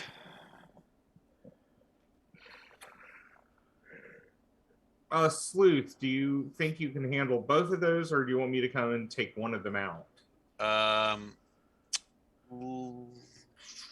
Let me punch one because I'm actually surprised I killed one last round. I don't want to get that much goo on my leather gloves. They wash. Just Yep. Don't That's make what the I thought. mistake of like taking the gloves off your mouth. The soaring sleuth tumbles to the ground. Unless that's not a... I mean, brass knuckles is not a contradiction for this realm, unless you've got a starred something going on there. Are you flying? Well, my pulp powers are starred perks no matter what. Then there you go. He rolls to the ground. His duster flops as he quickly jumps up like he meant to do that. But Brass knuckles, what the... I'm going to go between all of these and try to hit all of them. So all 5? Yeah, so it's -8 +4, so I'm at a -4. Nice. Are we all out attacking again? Yep. Oh, I forgot to put your vulnerables in there too. Damn it. Hey, Jim. Still would have missed. Oh, you still would have missed me. Okay, good. I added it in my head. Okay, so that's cool. What book are the brass knuckles in? I didn't see them in the Nile Empire book. Empire. Okay. So I was going to try to get some for my guy, but I couldn't find him in the that's not enough. I know. I'm going to have to give you some Torg candy. You don't have much of that left. Well, I have 3. Oh, you do? Yeah. Okay. He's the only one that's got a pretty decent amount. I keep looking at Lehman's hand going, what the hell? Where's all Lehman's shit? Yeah. So even though he's on and you have access to his character, can you not play the cards out of his hand? No, Mike I don't could have not, access. no. I don't have access to his That login. is 15, which means it's a good. So Yes. I do a 16 on all of them. That's my minimum. That's right, because it's actually him, not his hand or card. Yeah, it's so we ran into this early on. If you don't drop all your stuff, if you're not going to be there, you got to drop all your stuff to the tabletop, and then we can put it off to the side. We can manage the character sheet by giving somebody else access, but your hand is your hand. Yep. Right. And even if you said, I want to steal this, the player has to agree to it, right? Or if you want to trade something, the player has to agree to it, and they're not there to do it. And it just cocks everything up. So, all right, that was Bjorn, who handily deals with 5 of the infected. Well, Pierre is just going to take care of those 2. Okay. Right there. Are you all out attacking again, Pierre? No. Okay. Nope. Nope, not going to do it. With a 13? That is enough. Yep. That is And it's 16 damage, so. Pop. All right, there's Pierre. Who's next? Oops. Looks like Lehman's back. Left. Yes, we have returned to taunt you a second time. No bombs, huh? Give me a second to adjust the camera. Welcome back. Yes, welcome back. There we go. All your stuff is on the table. You even have one more possibility than you had when you left. Yeah, it looks like I have maybe a couple cards also. Yep. Your flurry is in your pool right now. Okay. Between you and Bjorn, you've been whacking these infected humans that came out of you followed the path. So a quick recap: you followed the path out of destruction, out of the warehouse into the back of a house, and Soaring Sleuth put this nifty little gadget on his head, and he said, "Ooh, this sounds like someone's back there, but they're not hurt, but they making strange noises." And Aiden said, "What does it sound like?" And Soaring Sleuth said, "Brains." And Aiden said, "Oh, they're not trapped and they're not injured. They're infected." And so you dealt with those guys handily. Followed the path of destruction, and when you came out into the intersection in front of the house, you got ambushed by a bunch of infected. And fortunately for you, there were no hosts overhead when you started combat.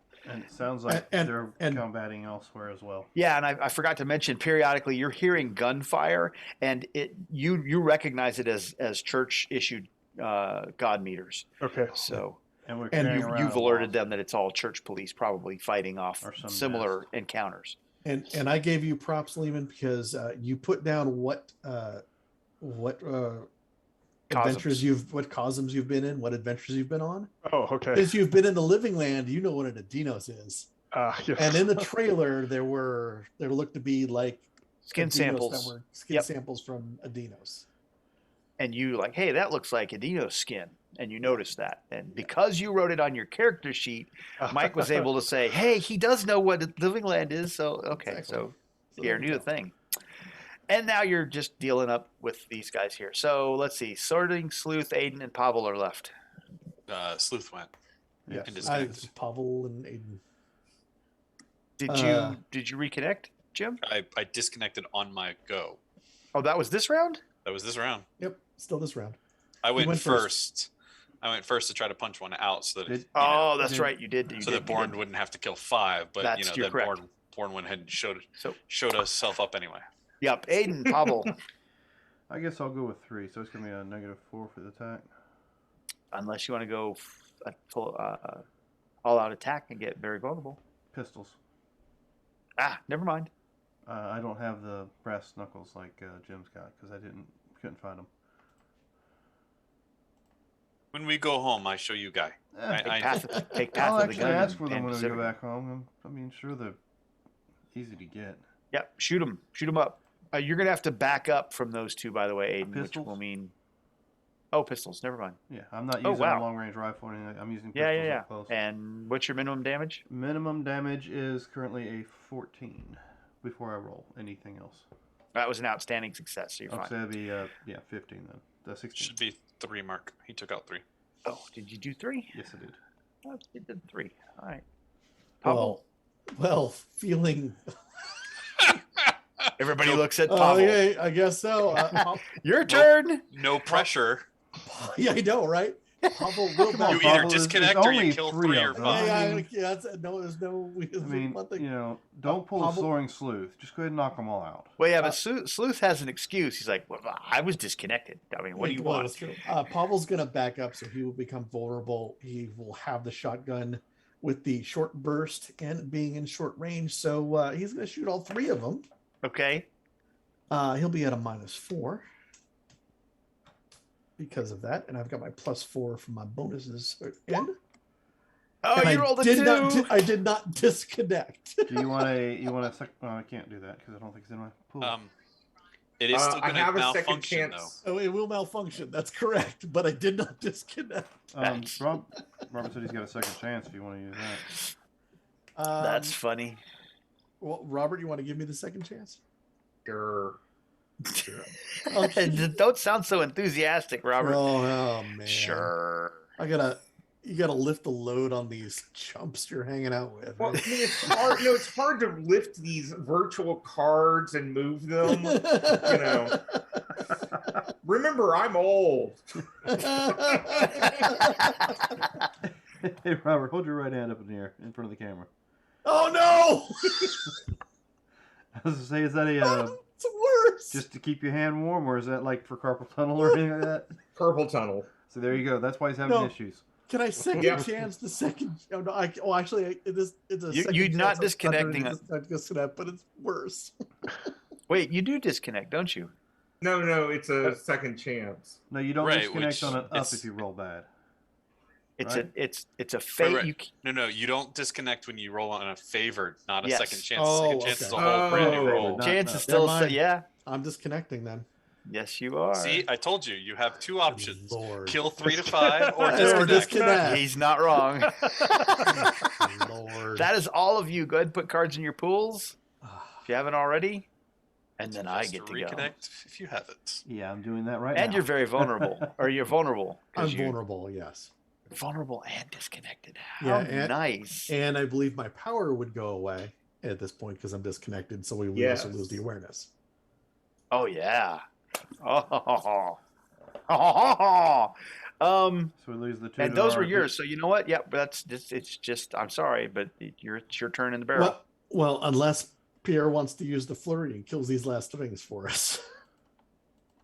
I could do that, couldn't I? Because you could. You could. Do you want to? Yeah, I can try to disconnect too. I tell you what. If you, Lehman, if you disconnect, everybody gets a possibility. Ooh. It's the first time I've heard the table actually vote for a disconnect. Remember, we're also in the cyber papacy. Fuck Lehman. Well, no, remember, we're in the cyber papacy. He's not going to be disconnecting. He's not. He has to do something to create a contradiction. Might have something. No, he doesn't. He kills them all instead. Oh, did you only go after 2? No, I have Whirlwind. Oh, okay. Okay. See, Pavel, it's like that. Oh, damn it. That's how it is done. Okay, so Sleuth and Pavel, please give me a reality roll. Reality roll. Go ahead and get your dominant. Oh, yeah. Oh, look at that. Papacy. Mixed. Okay. Hey, look at that. You both reconnected. No problem. Phew. Aren't you glad? Yes. Better now. Because, suddenly transforming to cyber papacy or whatever would be a totally different character than the sleuth. All right, so... Oh, my goodness. You can see off to the left, excuse me. Remember the image that had those 2 hills? And I told you that those 2 hills are that Lomopardo sat in front of that back left hill. Well, you can see that. Let me slide this down here for a second. You can see that you guys are like in this. Am I going to ping? Let's see. Am I going to ping? Yeah, there we go. Okay, so you're in. That's right where you are. That intersection right there. You can see an alleyway that leads to the back side of the village, and you can see up on top of this hill up here some tents. And it appears that you can see some people up there talking. Come on, let's get to... Oh, I see what I did.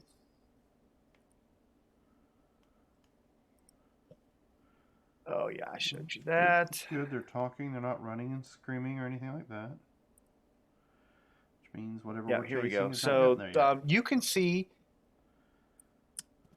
can see 2 church officials on a hilltop, a woman in a white raiment with a hard plaid breastplate, and a man wearing hospitaller livery and the armor of God talk outside a tent on top of a hill called Cerro Lomopardo to the north of the village. The female cyber knight is gesturing at the hospitaller. The man holds some sort of courier bag open, then points in the direction of Lomopardo. The woman holds out her hand for the bag. The man talks in an animated fashion before pausing, dropping his head and handing over the bag. She takes the bag, then talks for a bit before holding the tent flap back, inviting him into the tent. He nods and enters. She follows close behind. Then we hear the gunshot. I mean, the God meter shot, yes. Brown chicka wow wow. Yeah. Wow wow chicka wow wow. Brown chicka brown cow. No, they're church police. They don't do the brown chicken brown cow. No, just the one to the back of the head. I thought that's why you dial into the GodNet. They do the Hail Mary Our Father. That's in hell. That's all not the the porn same is in thing. hell. That's right. All right, so what do you want to do? Well, we're still on the trail of whatever turned these people, right? Yeah, I have no desire to go talk to the church officials. They look like a monk. They talk to me, yes? He just hangs his head. Yes, Pavel. I think they will talk to you. So Okay, you follow them. I go talk to them. Let's see. The path of destruction Yes. leads down this road here. And at the end of that road, about where the tip of that arrow is a large presence of a church roadblock. Do we see any activity? Well, you kind of ducked back in behind, you're kind of peeking around. You can see church forces down there, and there seems to be a burnt spot right in front of the barricade. A large, like somebody had like in the middle of the road, some kind of big, it looks like from here, it looks like they might have had a bonfire of some kind. Okay, so maybe they took out the threat. So then we sneak up and see what the churchy people are thinking about. Yes. We find out more information. Find out what happened. Tents. How close? Yeah. How close are these buildings? Huh? How close are the buildings here? Well, I mean, they're built. You can see on the images here that they are very close together. In fact, some of them are built one next to the other. Okay. You can squeeze in between in some alleys and places, and there you see a path where you could get to the north side of the village towards the hilltop if you wanted to. The only problem is we probably get to more open country if we try to go to tents. But, I look like monk. We'll be fine.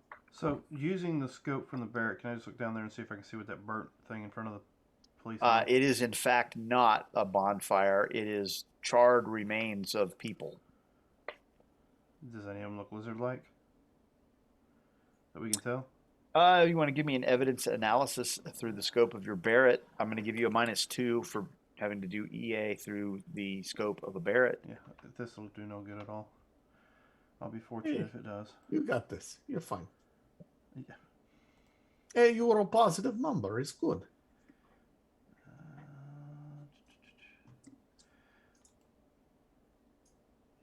No, that's dexterity, strength, and adrenaline. Strength. That's neither one. Do you want to know? Here, let me focus lens for you. Oh, we clean smudge spot off, so you look better. Fine. Yeah, you look good. Yes, you look better now. You look better. So you are certain that is you don't see claws or talons on toes. You see nothing but what appears to be human remains. But that's the path of destruction went, and that's where it stopped. All right, I'll pass it on to everybody else. Let them know what's going on down there. Whatever the threat was may have been neutralized by them. Okay, we maybe go to churchy types and see what they know. We sneak in, go sneaky, grab the bag that they were talking about. We can certainly try. So that is my vote. Make our way between the buildings and try to head that direction. Yeah. Try to find any kind of cover we can between here and there. Well, what we're trying to find out again is just what happened here, right? Yes, your instructions were find out. Yes, we don't know what happened. The church police cordoned this area off. We want to know why they did that. They're not letting anybody in or out. And nothing's been heard from the village. And any hard evidence you get, grab that. Yeah, the bag would be the hard evidence we get. We know what's going on, but we still need the hard evidence. Yeah, well, we also have that wasp's nest. That could be evidence also. Yeah. It's evidence of what was in the truck. Well, it's evidence of some of it, not evidence of the actual infected Adinos. That's true. Pierre, do you have a cooler recording eye? No. No. Hey! No, that connects to GodNet, and then you talk to church. No, I want to talk to church. But then, I'm thinking we find out what's going on up there. If they have any information up there, grab that information, get out of Dodge. Okay, then if that is what you want to do, we'll do. I am monk. They talk to monk. Yes, it's a good plan. I am sure they will. Do any of you guys have a Tylenol in one of those bags of yours? Do we have what? Is in first aid kit without requisition. Here you go. Aiden's rubbing his temples, going, "Ay vey." All right, so we're sneaking up to the tent. Yes. All right, so we're gonna get a stealth check. -3. I'll let everybody assist first before I make the roll. I will Anybody attempt to who help. wants to assist first. I am so helping because this is my plan. No, I am not helping because I'm Okay, so we're making it worse, Pavel, in the pink robe because pink is not sneaky. Pink Oh, is it's not totally camouflage. sneaky. I don't know what you're talking about. Yes, pink is not camouflage. It clashes so well with the surroundings. Oh, and then technically I do disconnect. I have a star perk also. All right, well, let's see. Hang on before That's not good. This could be important, so let's hold off on a reconnect yet, unless it's card play. Do you want the second chance that I have? I've got a second chance also. You know what? I'll use my second chance because I got a plan. Because really, I don't want to. Because I got a plan. I got a plan. My plan. To roll a 2. Wow! I'm done rolling. Done rolling for the evening. We're but good. that is neither helpful nor harmful. And Yes. Jim stepped away, so he usually does help or try to assist as well. So. Oh my goodness! All right. So is that it? Just the. Yeah, we'll assume that the sleuth is a little bit preoccupied and problem. cannot assist you on this. So no assist. So negative. No 3. help. You're on your own. He's taking a relief break before we start stealthing. He's scouting elsewhere. He's seen how this goes before. He wants no part of it. He's getting away from you. Pretty much. I do have a supporter I can play. Yeah, but that's how we. But I can't bring it up all the way for you. That only bring up to 11. You know what? I'll just go ahead and. Well, Does the sleuth want to help with a stealth check? Of course. All right, hit it.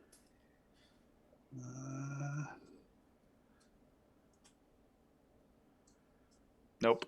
Okay. I was gonna say it couldn't possibly be worse than Pavel's 1 and then a 2. And then a 2. All right, so I'll go ahead and play the drama. Okay. Dramadat 5. Let's see what happened. Actually, the last roll was a 6. So yeah. It was. I was about to type 5. My bad. All right, so. Would a 15 be better? Not really. Yeah, just a success is all you really needed. Okay. You got to get a 50. You got to get it to a 13 because it's -3 because there's a bunch of. I'm helping. There you go. Yes, You got. Please get Pavel Quiet, damn it! You tell Pavel. Shush. Why are we sneaking? I just walk up there and somebody throw some dirt on that pink robe. I am monk. Right, I am monk. What they told me is you need robe to be monk. I got the robe. All right, so on the north side of the village, you find a low hummock that leads to a little saddle between the hummock and that first hill where the tents are. The tents do have sides on them. This was just the best representation I could find, so live with the idea that you can't actually see into the tent. There is white tent material all the way around, not clear tent material. So yeah. Oh, it's like a festival. Yeah. So but they are peaked like this with fluttering streamers, and perhaps they will have turkey leg. So there are 2 tents. You can tell which tent they walked into as the front tent. The second tent seems to be connected to that first one, and there is no visible entrance into that second tent. That's the back tent. Sleuth, you want to pop your ears on, keep your ears on again, and I still have the ears on. They last for a scene. So. And let's do the card thing first. Oh well, if we're gonna do the card thing. Wait. The ears. You don't have the ears. Yeah, shit. They are what they are. You said 500 meters. Yes. Okay, so I'll tell you what. I'll give you this at a distance before we go to. Before the gadget breaks. Before the gadget breaks, because you'll be within 500 meters before you get to the tents, and getting to the tents is when it sets the round. Okay, so you hear a conversation between a man and a woman. Do you speak Spanish or French? No, I do not. then it doesn't matter. So let's go do the card thing. You hear a full-on conversation between a man and a woman. Well, is he? I'm just jumping in for Jim here. Is he able to tell if it's a heated conversation and they're like mad at each other? Yes, I'm going to give you that. Okay. I'm going to give you a description of the tone and tenor of what you hear. I got your back, Jim. Well, and I can try to repeat some of them tonight. I can try to repeat some of them back to Pierre and see if he, in my terrible broken French repetition of words, to see if he can pick up any of the words. But I'm sure it's not going to be enough to get a conversation out of. So, but I would try with the wee and. Okay, then it seems to be a cordial back and forth. Occasionally, the man seems to have some sharp words, but the woman always seems to respond with a soft tone. Okay. Fair enough. All right. And I assume Pierre speaks French. Yes, we. Okay. All right. All right, so let's do the card thing. Then Strangely, so does Bjorn. Be discarding this here reality search. Does somebody want the monologue? No, but I will Or a give. monologue. Here, I'm going to go up to 5. Since first. you're dropping a reality surge for a recycle. Oh, I have to. I was over 5 cards, so I have to be dropping one. Robert, hang on before we recycle stuff. Mm-hmm. I mean, it's a card that I could have traded to anybody. So, yeah, the reality surge is not on the table yet. Copy. Have you discarded one? You just deleted it. I didn't delete it. No, he moved it. He didn't delete it. It's still there. Is the reality surge, Jim? Is that your discard? Yeah, because I had more than 6 cards, so I have to get rid of. I didn't realize that was the one that you deleted, or that you discarded. Okay, now we can recycle, if we have any recycling. I'm going to get rid of a glory. Oh, I have a glory as well. So yes, feel free to discard a glory if you want.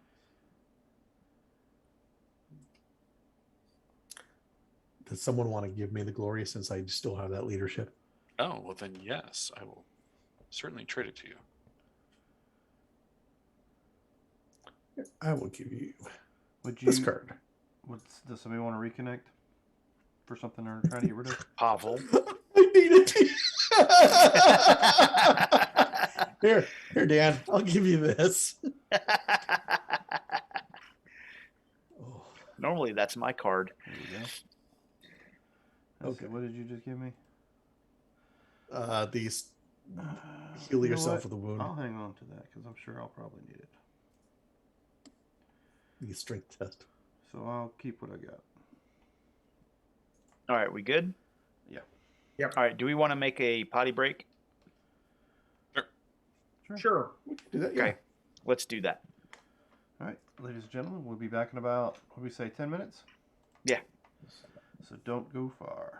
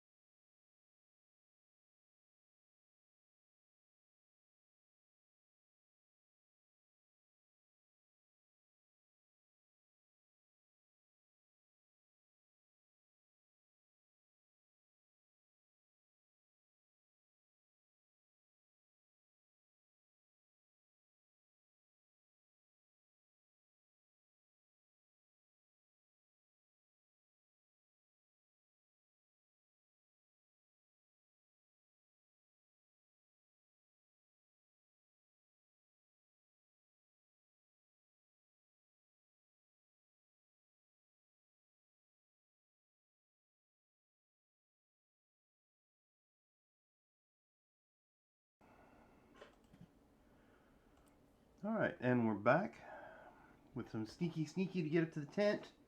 Now we have to figure out what to do next.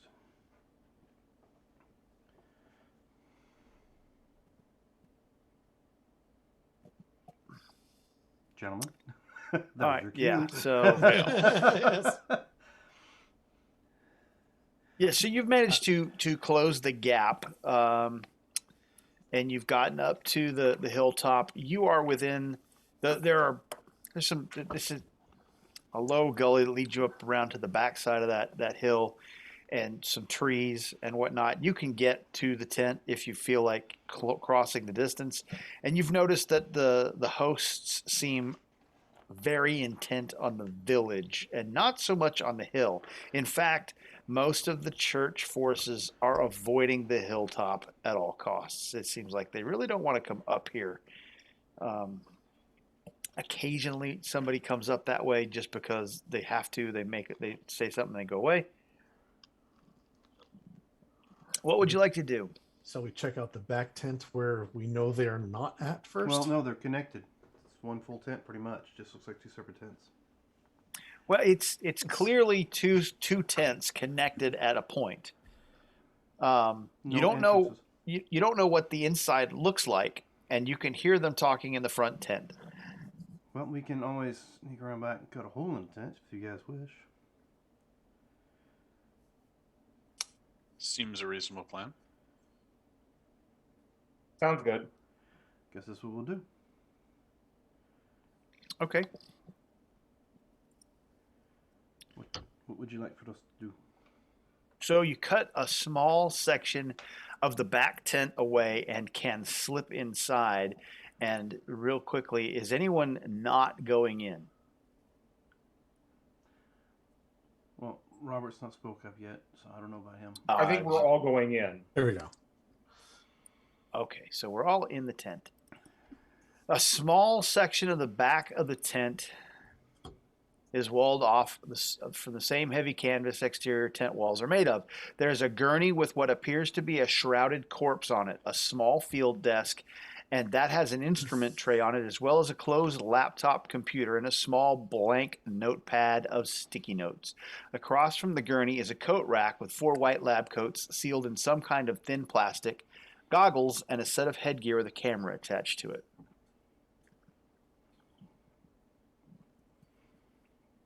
Well, why don't we gather up all of this stuff? Or why don't we gather up all this stuff and... because this is going to be evidence. Okay, is there any flash drives or anything laying around? You don't see any. Or does the camera have a memory chip? Digital, card?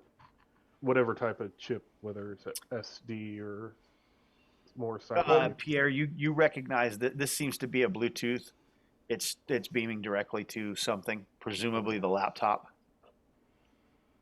That's what I mean. Can't we take the laptop with us? Yes, let us definitely take the laptop. Yeah. Okay. And what's on the nose? It's a blank pad of sticky notes. Yeah, I do the pencil rubbing. See if we can see the previous writing. If the person wasn't careful and wrote too hard on the sticky note.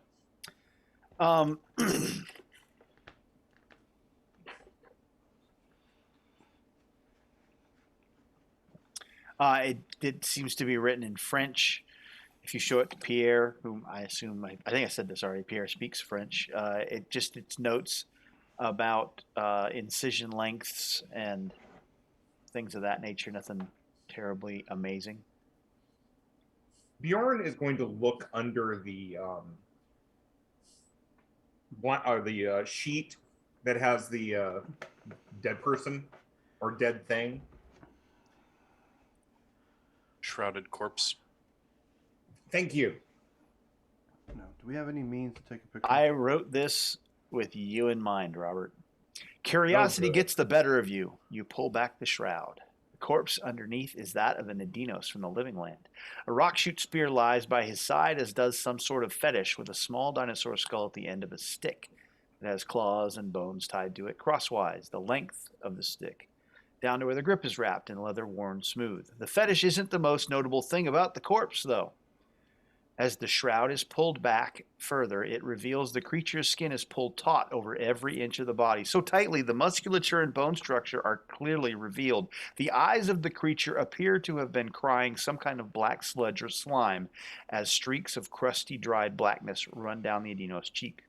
Apparently, there seems to be singular veins in strategic places that have distinct red and blue hue to them. There is no apparent cause of death. Okay. Aiden, has Aiden seen Jiangxi and yokai? I would assume so. This seems to have aspects of both. But you've never seen this red and blue veining before. No. Something new. Something they're experimenting on these Adinos with the virus in mind. Anybody got a medicine? Don't me. Not I. That one would be trained only. Yes.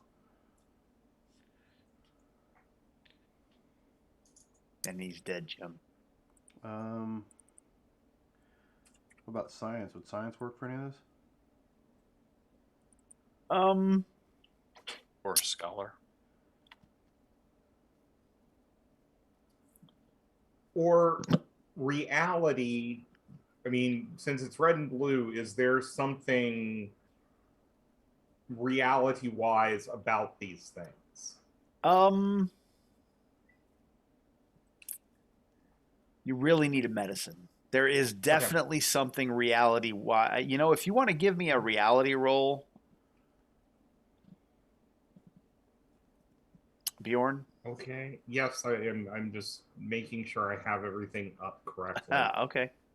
I mean, the other option is I can start trying to hack this computer. Yeah, reality, no. It's an eternity shard. I am going to wait then beside the flap that would lead to where the other people are talking.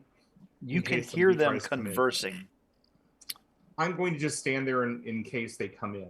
Do you speak any Spanish or French? I speak French. You do? Yes.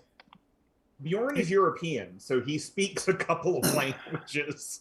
Yes, ma'am. But we took no undue risks. I merely climbed onto the overturned cab and opened the driver's side door. The satchel was lying on the window of the passenger side.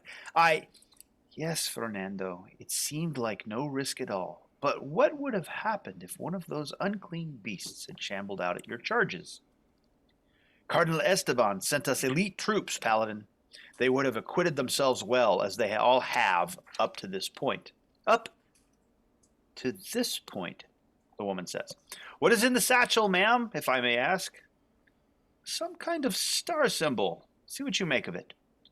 You're a rustle of paper, footsteps on gravel. Driver's logbook lists the load as farm equipment. The destination seems to be some place called Cortijo Monteranja, some kind of produce wholesaler about 50 kilometers north of here. That truck carried some form of stasis equipment. No farm equipment or produce was in that truck, ma'am. Isn't that interesting? Perhaps we should pay a visit to this produce wholesaler after we dispose of our friend in there. See what happened to him. Ma'am, I'm not sure that's a wise move. I've worked with a few cyberknights returning from the Asian continents.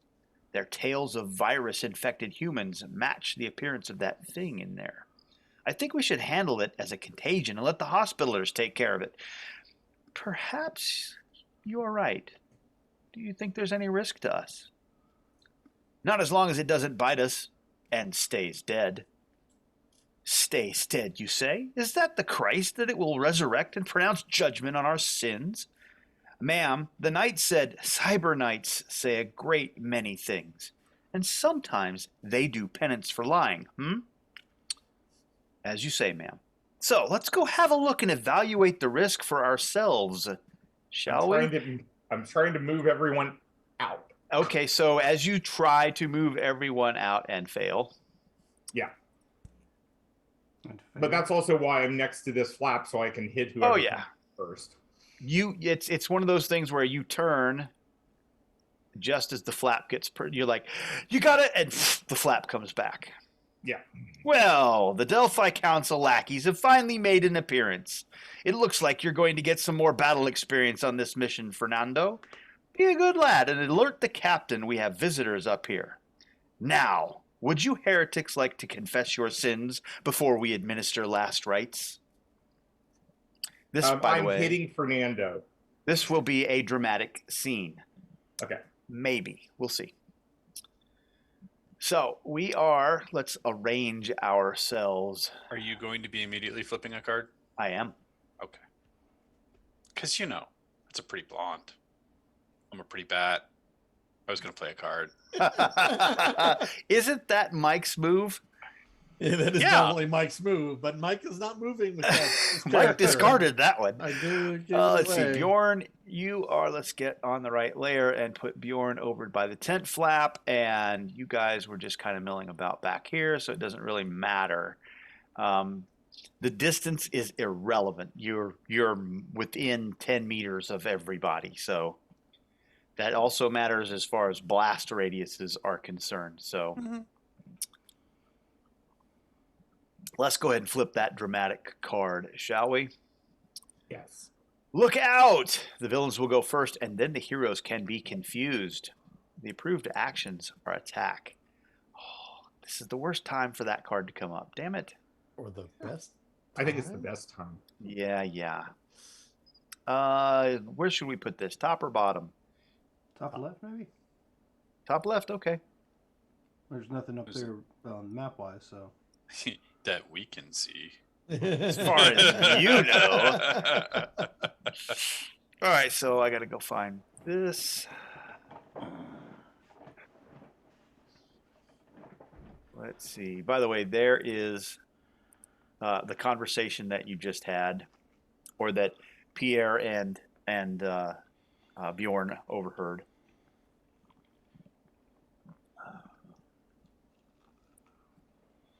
And I have to go get to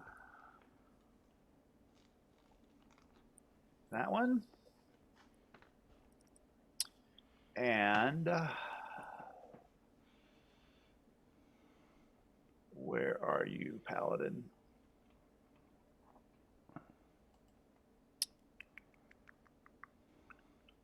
I know you're in here.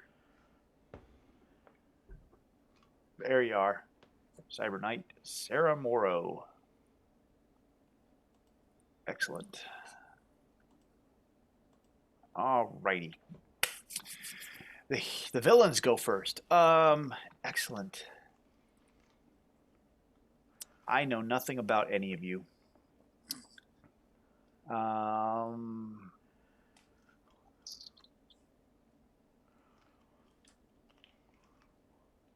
Except that Bjorn kind of looks like a Sasquatch. You do look like a Sasquatch.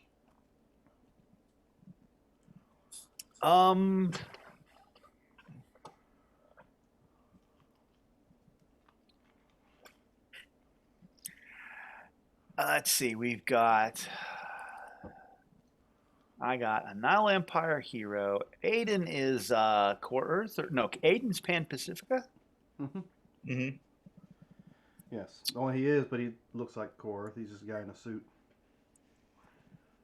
Pavel. I was gonna say, as most Pan Pacifica people do right now, at least. Yeah, no kidding. Pavel is in a pink robe. There's clearly right not there. Clearly not a threat.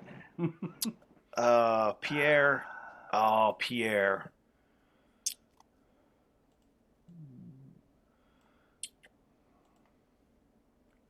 Pierre and then Bjorn.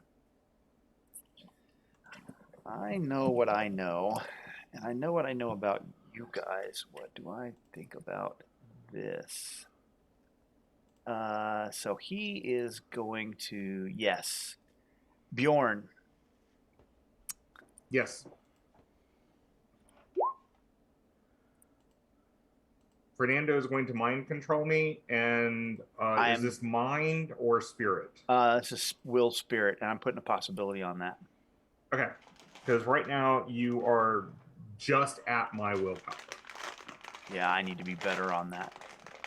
But this is also a contested roll since we're both since I'm a possibility rated person. Yep. So there's your number. Should he be? No, that's never mind. Don't mind me. Something else. Wow. Both rolling low. I currently have an outstanding success on you. Yes, you do. And I don't want that, so I am going to have to try to boost this. I don't think I can get to a 20, but if nothing else, I just want to get out of the single digits.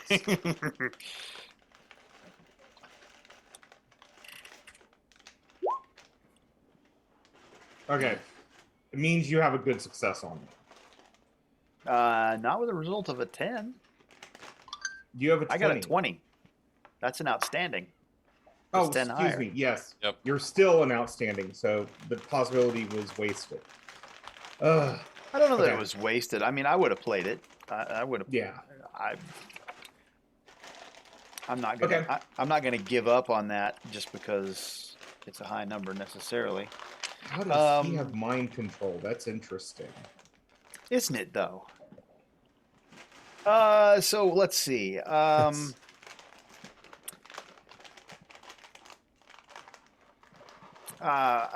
In your head, you hear in Fernando's voice, I am your friend and they want to hurt me. Don't let them get near me. Okay. And he runs out of the tent. Is this the psionic? It I just is. want to make sure I have it. Okay. It is.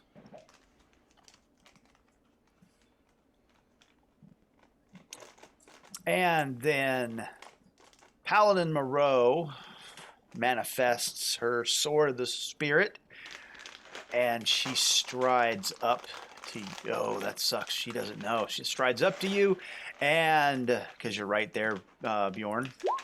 Oh, okay. And how's a 10 on your melee or unarmed? You miss. I'm going to save my possibilities. I don't think I want to club that up. I'll just accept that. Okay, so that's all of me. You guys are confused, so no card play. It's the first round. You didn't have any cards anyway, so who'd like to go? Well, Fernando never said anything about not hitting her. That's correct. And she tried to hit me. Mm-hmm. So I think it's just polite for me to return the favor. Absolutely.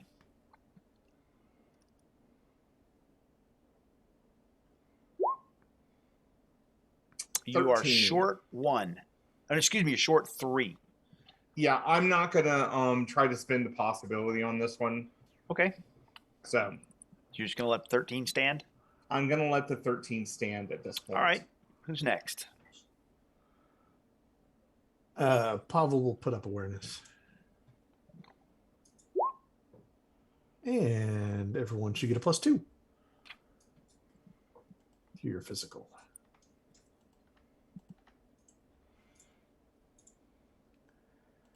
All right. Anybody going to try to put any conditions? You can go after. I'm not going to put a condition on her. I'm going to try to do something else. All right. Well, then I'm just going to point, aim, and pull or squeeze the trigger. Is she wearing armor? Armor of God. Her faith powers her armor.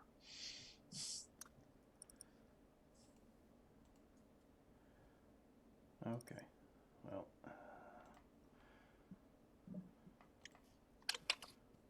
That was a 16. A 16 against the Cyber Knight. Yes.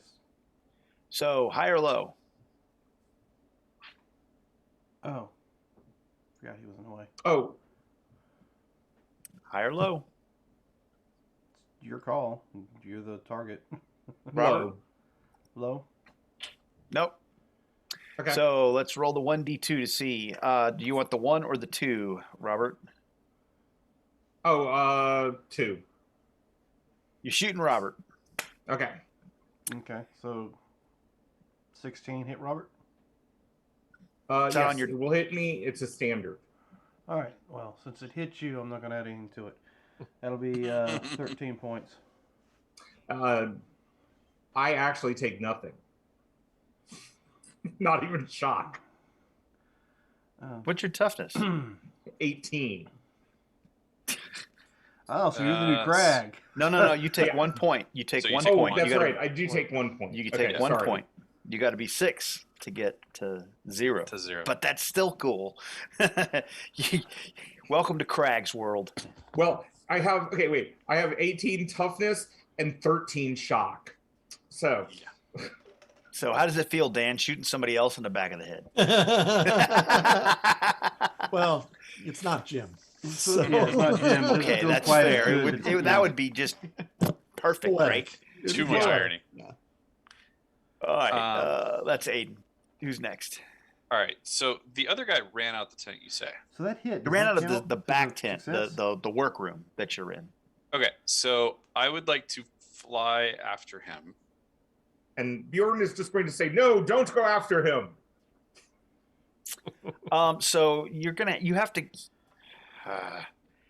So my goal for what I want to do is I want to just get to where I can see him and throw a tracking device onto his coat or onto his clothing as he's running away, so that I know where he's going. Oh, he'll be back. He's getting friends. I mean, Well, I can't go any further, so I can't go after. See, this is where we Sleuth have right a now. problem in the game because yeah, you don't have a way to stop him from flying past you, but you definitely would have to be vulnerable. I mean, it would take That's a fine. maneuver roll to get by them.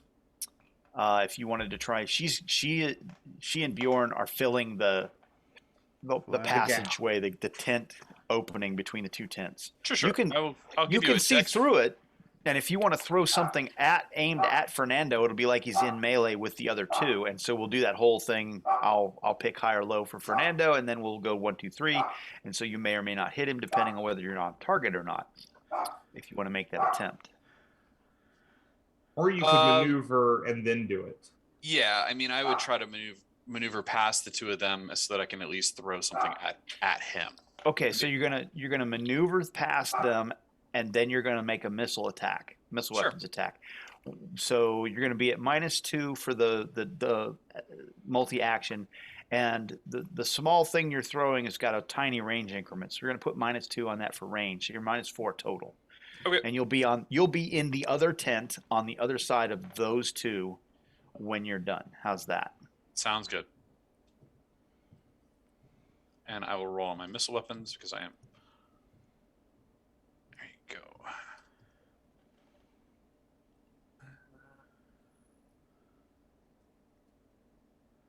go. And you need to, if you don't beat her maneuver, you didn't get by her. That's fine. And her maneuver is a 15. Yeah. I'm not getting by her. Okay. So. And even still, I throw a tracking device, but it misses. Oh, you're not going to bump it? I ain't got the possibilities for that. Not Okay. not next to her. You were on target, so that's cool. All right, that's So odd Sleuth. question. Who's next? My attack was successful, even though I hit one of my partners. Does that count per card? No, you have to hit the bad guys. Okay, making sure. Pierre.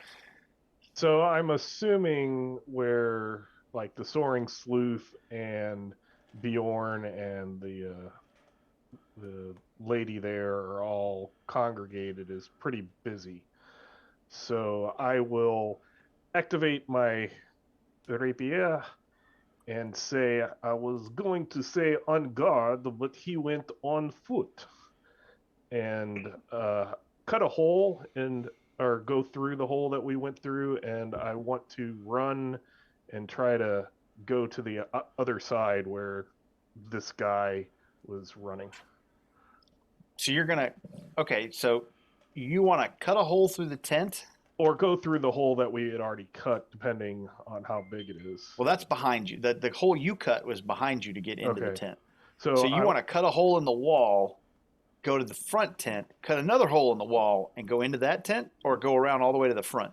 I want to cut a hole to the outside so I can run around the perimeter of the tent in the direction that guy was running off on. Try to cut him off if he's trying to escape outside. Okay, so give me a maneuver at -4. And if you are successful in beating his maneuver, I will put you at the entrance to the front tent.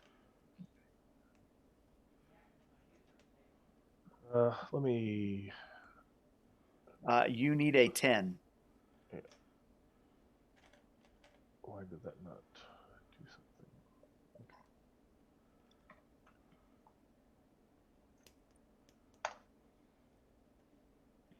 That's a good success.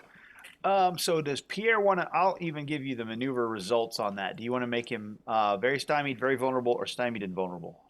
I will make him very stymied as, oh, I see your thoughts is as big as mine.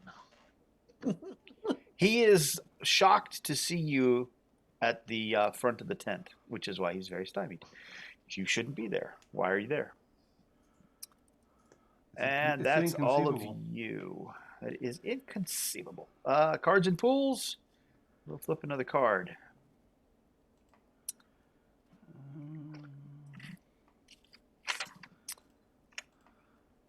And, oh, by the way, we're going to start a DSR because you're in the tent with him and he's going after the satchel and the radio.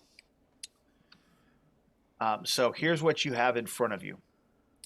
The satchel is on a chair, so you're going to have to outmaneuver either Squire Fernando or Paladin Moreau, depending on who's going for the satchel, to get it. That's step A. Step B, you're going to have to use your unarmed combat against the same person, which in this case it's going to be Fernando, Squire Fernando. So you have to use your unarmed combat to fight off his attempts to grab the satchel once you get it from step A. That's step B. Step C, you're going to need to use your computer skills to disable the appropriate piece of equipment so that they cannot transmit instructions to the church police down in Lomopardo. And then step D, we'll reveal step D when you get there.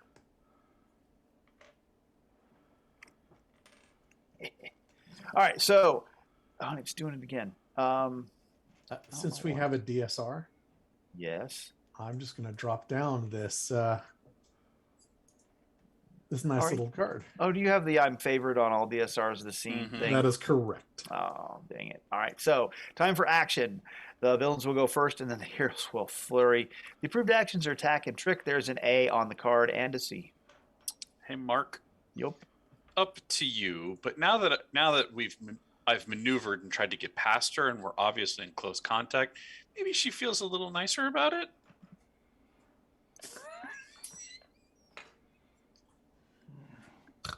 I really want you to stop. Oh no! Licking my leg. Stop licking my leg, okay? Stop. I thought I really want you to stop. Whoa! Wait, what? I know we've heard what Robert was saying. What? Your dog is licking your leg. Stop licking my leg. And we said we're talking to Jim. Wait, what? Okay, so I don't know what I did with that stupid romance card. I thought I put it behind Paladin Moreau, but I didn't. But I think you accidentally moved the map, and maybe that moved it. Well, I did move the map, but it didn't move the map until after I put it down because it's not under her. Damn it. I hate that. All right, whatever. All right, so let's see. You get 3. See, you don't have to, if you don't think it's going to work, then I'll just take it for the card and the possibility. now I'm okay with you playing the romance card on Paladin Moreau. It's actually not the first time. But you have to spend possibilities on your lady love because you're playing a romance card.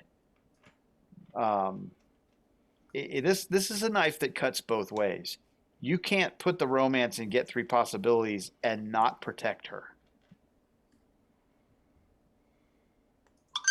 Oh, I'm not going to hurt her, and I'm not going to suggest. That's not what I said. Well, you have to if you're going to romance the woman, you have to care for her, which means protect her, not hurt her. This is not I get three I would say just go on and get the possibility in the card.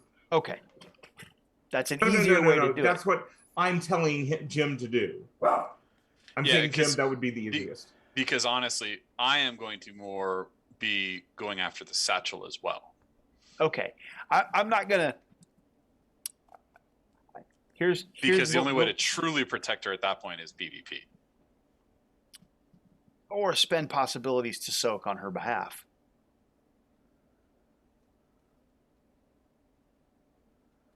Yeah, but I mean, then I'm not getting any possibilities out of it because no matter what, the whole party is going to be attacking her, so all the possibilities are going directly to her. So I'll give you 2 possibilities, but you have to soak something you have to soak the next attack with one of them.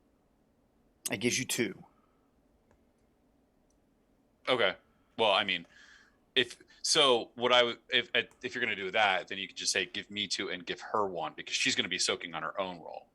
Okay. And then because I mean the thing is she's getting 3 of her own as well to help her soak, right? I mean that's you know what I'm saying? Like I guess that's where I'm at. Yeah, she gets 3.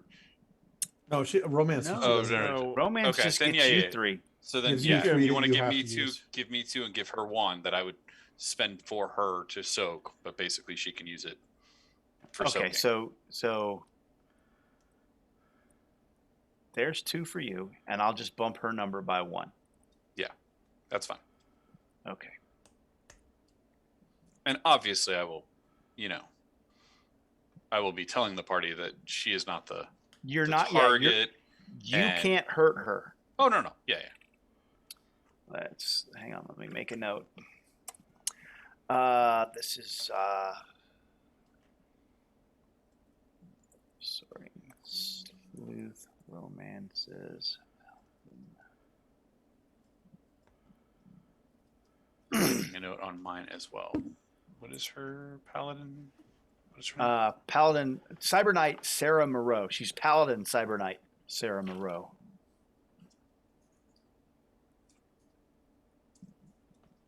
Or just Paladin Moreau. All right. So we do have an A on the card.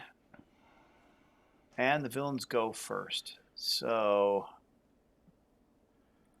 let's deal with... This is opposed. You have to take care of the DSR.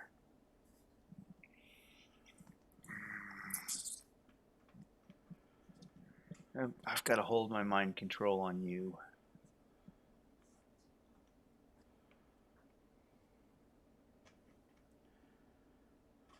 Okay, I'm going to have that up, and I don't know how to do that. So we'll do this like this.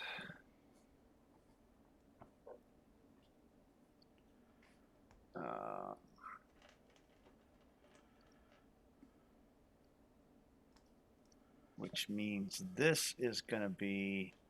He also manifests his Sword of David at you there, Pierre. So we have a force... Was it a force sword duel? And he's done something else too, because he's taken a -2. How's a 15 look against your unarmed or melee? That is a standard.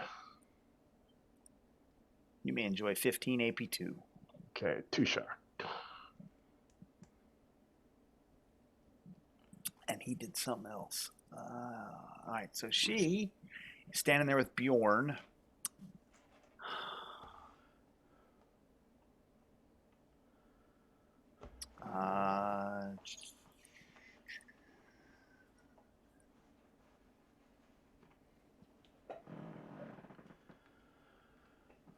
Yeah, Bjorn, we're just going to deal with you with the sword. Ah, that sucks. 10? You're muted, Robert. I don't think that hits you. You're not near me, so yeah. Yeah, all right. Okay, heroes. Okay, now, for clarity, Fernando's command to me was to protect him from my fellows. Don't let them get near me. Don't let them stop me. Okay, then... And you see Pierre in there. Right, so I'm going to go body slam Fernando out of the way of Pierre's sword. Or do you want me to body slam Pierre? I can do it either way. It would be more appropriate to take out Pierre because he's then I will go body slam Pierre. And I'm becoming vulnerable since I'm leaving her. Yes. And so this is an unarmed attack on... It's technically not PvP. No. We've done this before. Yeah, sorry. Yes, so that we have. 8. So I miss Pierre and body slam. Bjorn, you tried to Bjork me. You've been saving that one for a little bit, haven't you? I've been, yes, for... All right. Well, see, right now in my head, what I was going to start saying if I could get Fernando is, do you hear the drums, Fernando? So, all right. Swedish ABBA, Absolutely. No, I'm good. All right, that's Bjorn. Who's next? Pavel's going to start up his telekinesis. So I will do that while someone else does stuff. Okay. I'll be at a -2 because I'm concentrating. Ooh. Wow. It's outstanding. Is it? That's not a... it's an 8 target number. 8. Okay. Just one of those nice little easy ones. All right, cool. Mm-hmm. Who's next? What are we doing with telekinesis, by the way? What's the... I'm just starting it up right now. I'm not doing anything with it. What's the A? At the moment. A is maneuver. Maneuver. You need to be in the tent with Squire Fernando. All right. Well, that's not going to be me because I can't get past her. I'm not going to get past her without doing a maneuver on her instead. So let's see if I can remove Fernando from the equation. Can I see him through the tent flap? Sure. You might hit her, but I'm going to play a precision card. Okay. That's good because you might have hit Bjorn and Pierre because they're right there. Yeah, I already run the risk of hitting somebody once already. I'm not going to do it again. You didn't run the risk. You hit him. Yeah, well. All right. You don't actually need to play that unless you're not hitting the target that you've aimed at. Copy that. It's been a while since I've actually had to use one. Yeah, so you're aiming at Fernando. Yeah, I'm going to shoot. I'm going to try to shoot Fernando. Okay, so Pierre, do you want high or low? High. So that's low. So you are not on target, and there are 4 possible targets. So let's give Paladin Moreau 1, Fernando 2, 3 for Bjorn, and 4 for Pierre. /war 1d4.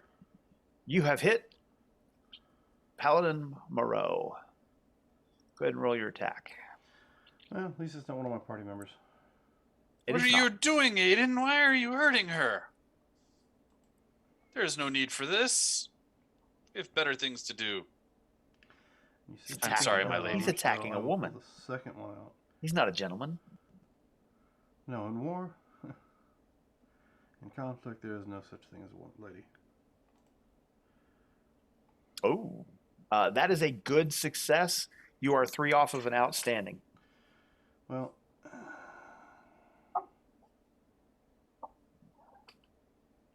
I'll stick with the good. Okay. Your toughness target is a 15. All right.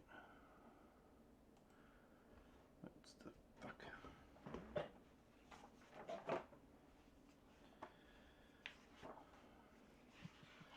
Gotta verify what's going on here with this one, sorry. armor-piercing rounds just AP2, right? She has 4 adds of armor. Yeah, but I'm using. But you're down to so you're down to 13.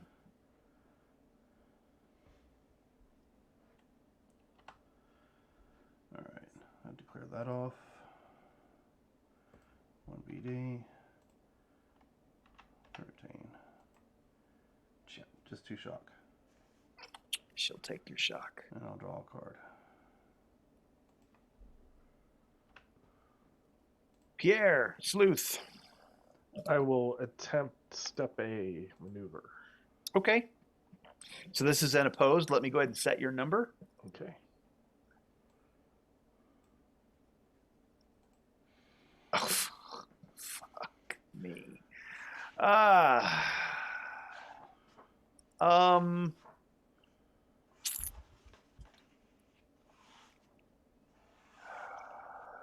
Yeah, I'm spending it. Does he get the very stymied with this roll or not? He should still be very stymied. Yes, he does. I will put that in his modifier right now. I don't think he's no longer very stymied because this is card 2. Oh. Because villains won first. Oh, sure enough. Oh, yeah. So it should be a 14. Yep, it's a 14. So there's your number, 14. Okay. Boy, that was a shitty roll. And I will drop that. Drama. No, wait. Aren't you favored? For maneuver? All you're tests related doing to step dramatic A. skill resolution are favored for the rest of the scene. Oh, you're right. Yeah, Yeah, but I but don't you know if you rolled a want to. 12. Yeah, I rolled a 12, so I'm just gonna. Okay. Yeah. I just Yeah, Just no, saying. thank you. We're on to your sneaky GM. That was a wonderful trick attempt, Mark. I ain't got a 60% chance of doing better. Yeah. Okay, so you have the satchel in hand. Congratulations. You hear the crackle of the radio, and the squire kind of looks at you and looks at the radio at the same time, and he looks a little concerned. Sleuth. I would like to get into the room with them. Okay, maneuver past Paladin Moreau. That is a maneuver 15. Yeah, no problem. Unless you want to pull a Pierre.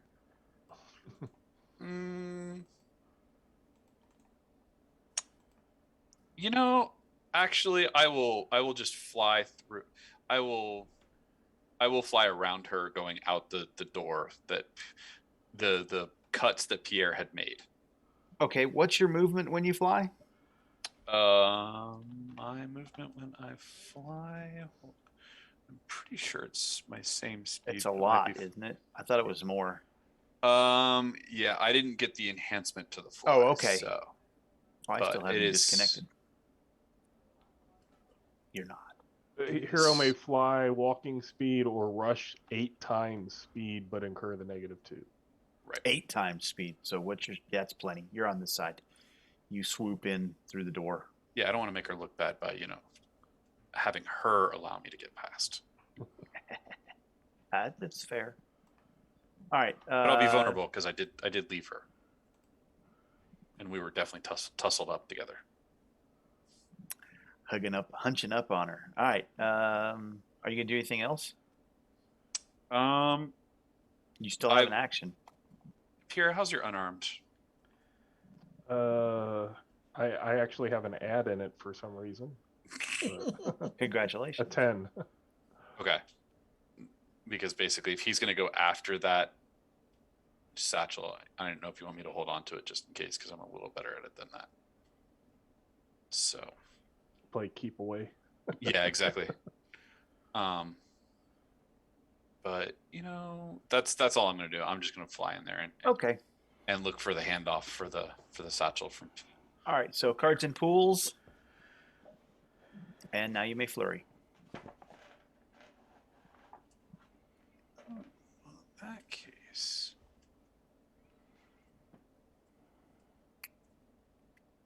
who would like to flurry? I will then hand off the satchel to the soaring sleuth in a keep away. game, and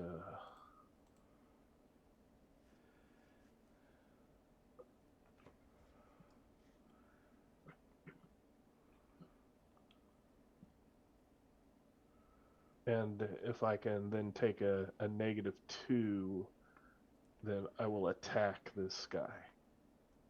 Well, I mean, you can just hand it to him if you want. Okay, yeah. Hand it to him. If you would like to interpose yourself and cause an opposed maneuver to get to the sleuth before he can.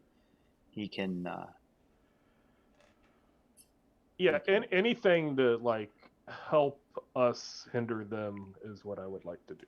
Okay, so take your -2, and you're going to set a maneuver number out of this for me, so that if I want to get to the sleuth to get the satchel, I have to maneuver you. I have to beat that maneuver number first. Okay. So I'm gonna have to perform a combined action, or take a -2, and then beat your maneuver to get to the sleuth, which will then. Oh. So you're attacking and maneuvering him, I take it? Yes. No, I just was going to maneuver. Okay. All right. So, then that's a 19 then, because I put the -2 on there because I thought you were attacking as well. No, if I can do all that to get that as high as possible, that's what. Okay, so you're setting my maneuver number at a 19 if I want to go after the satchel. Check. Yes. I'll forget because.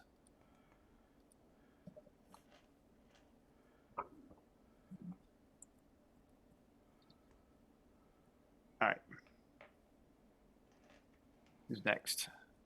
All right. So when Pierre kind of puts himself between us, is he still in combat in melee, so to speak? Okay. Oh yeah. All right. Because I was gonna shoot him with a sonic ray, but I don't want to hit Pierre. So, I mean, there's a chance you won't. You're right. You could attempt. You could attempt a B to get a card, and that would just be beating his unarmed combat. Attack gets you a card anyway too. So. Huh? Attack's approved. You just need a DN10 in order to get a card off of the DSR step. All right. Yeah, I will do that. I will do an unarmed to, quote unquote. Well, you're not actually attacking him with this unarmed. You're just keeping it away. So you can't unarmed attack him and keep it away. Oh you can do one or the other. I am not going to unarmed attack him. I'm going to try. I'm going to play keep away. Okay. I mean, I'm going to play keep away because I technically don't think it'd be fair to say I literally fly out of the room and 20 feet into the air, but well, it's a DSR. Yeah. We're gonna. No, I know. Yeah. So I will do an unarmed attack to keep it away from him. Okay. You just have to beat a 10.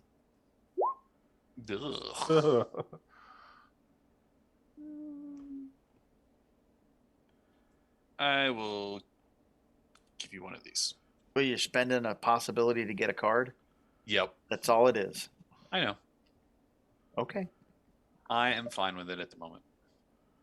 I have to look successful at something in here. Trying to impress the missus. Yes. Yeah. So you've successfully kept it away. You may draw your card. Done.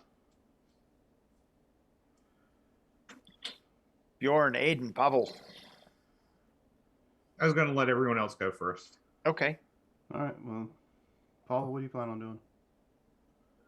What are you doing? I'm gonna trick and try. I'm a trigger happy guy, so.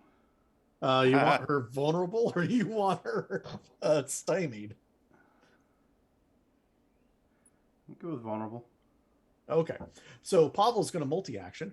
He's going to use telekinesis to grapple her, the fine lady, and then trick her. And he's basically going to stand up, going, "I am monk from Victoria of the secret monastery way far east.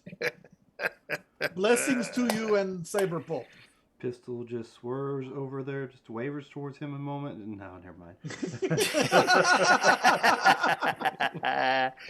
All right. So we're gonna roll the telekinesis for the grapple.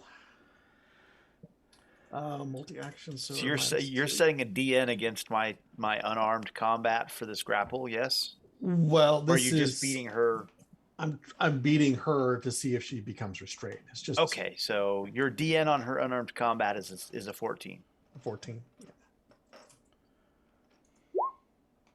Well, that roll will not do so well, so I will be giving you the candy. Giving you the candy. Candy, little girl. Last roll was a 5. Ugh. That's still horrible. Well, what's her trick at? You're not beating her trick either. What's her What's the target number 13. on the trick?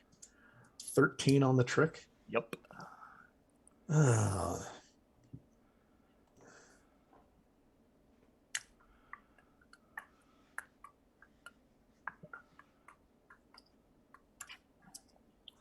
that's not going to work very well at all. Here we go. We're going to do this. So I'm going to throw the leadership down. Hey, Dan, I'm going to give you this reconnect to hold on to. Okay. I want that back later. Oh, you know what? I'm gonna give you this monologue also, because I'm really giving you the hero and you're trading it to me for the monologue. So I'm just gonna put the hero down so I can use the hero card. Okay. Because I want to make her at least roll. So Dan, are you going to trade the hero back to him? I'm just asking because he puts it in your hand. You don't have to if you don't want to. You don't have to. If you don't I have want one to. in my pool, so he's good. He can take it. Okay. That would have been 2 in my pool, so yes, he can have his. You assumed, sir, that he was going to give that back to you. Oh, so shit. So we have a good success right now against her. 43. Damn. You let go of her. Why are you touching a lady? That's inappropriate. Oh, I'm doing it with my mind. You can't tell. You don't even know he's touching her. I'm just feeling like I'm not touching you. And she then looks down. She looks down. She looks around and sees you doing the whole kind of squinty-eyed thing. Goes, So since I did grapple her successfully and she is restrained, so she's flat-footed, then I will make her very stymied.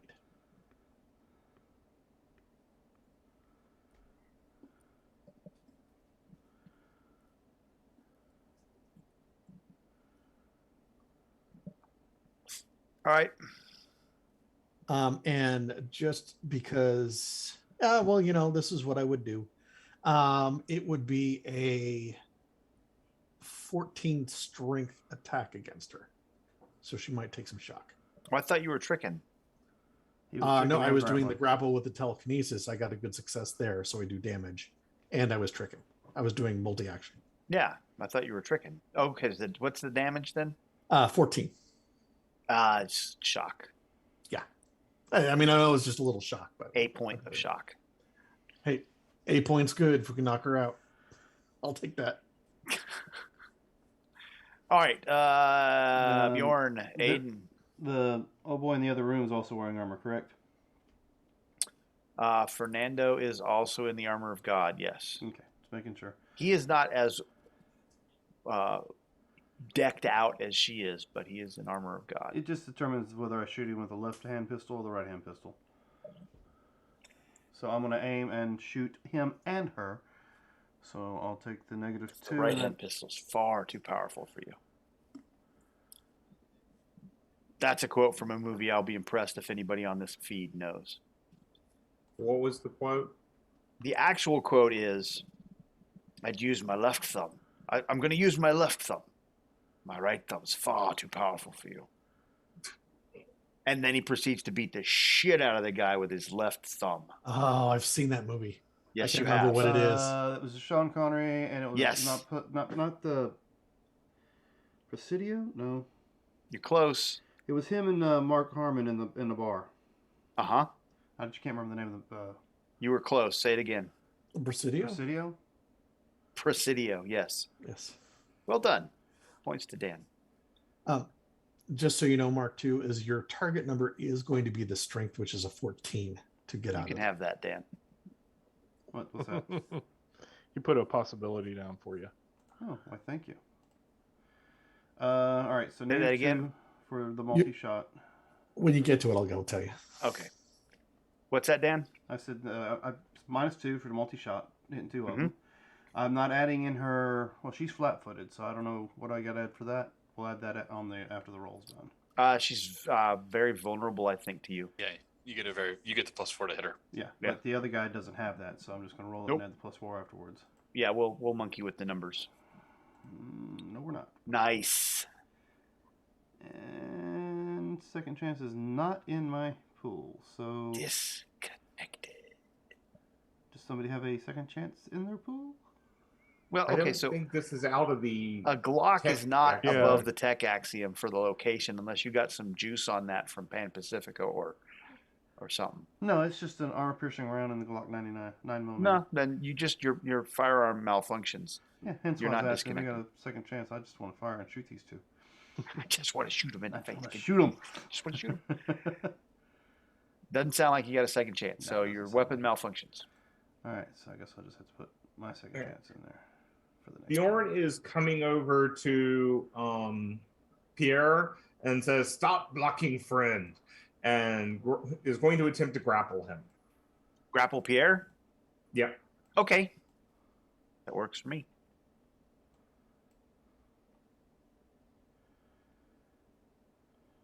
Nope, I do not. Wow. Oh, man. Bjorn, are you I am not a contradiction. okay? So you just fail. You don't disconnect because I'm wondering if you disconnected, would you disconnect out of mind control? No. I didn't think If so. he He'd still be disconnected, concentrating. Oh yeah. If he disconnects, he loses it. But I was wondering, can you disconnect yourself? Would that be a bonus? A silver lining to disconnecting is that the psionics that aren't supported anymore by this axiom fail. All right. Let's see. Is that? I'm like, no. All right. So that's the finally end of your flurry. Go ahead and put cards in your pools. Curses. Oh, shit. The heroes will go first, and the villains will be stymied. The approved actions are intimidate and trick, and I do believe that there is a B on the card. Oh, by the way, we have a problem if you don't get this done in 5 rounds. Sure. Just saying. Probably going to be something like reinforcements or other problems that separate you from the evidence. So the heroes will go first. Who would like to go first? I can do the unarmed for B. Okay, by the so- way, I do have a step C as well. So we're going to do a little bit of hijinks here on. Are you going to go for step B? It was my plan, yes. Okay, so I got to overcome this maneuver because I am going to oppose you. If I fail to overcome this maneuver, depends on how badly I fail to overcome it as to whether or not I have a negative on my number. Okay. And so I have to beat a 19. Oh, look at that. You know what? I'm going to just run with that. That's so you're good. So I'm -2. Okay. So I'm going to be -2 on this. So my unarmed coming after the satchel to set your DN. Oh, unbelievable. Okay, you just need to not disconnect. You got to beat a 0. There's your number.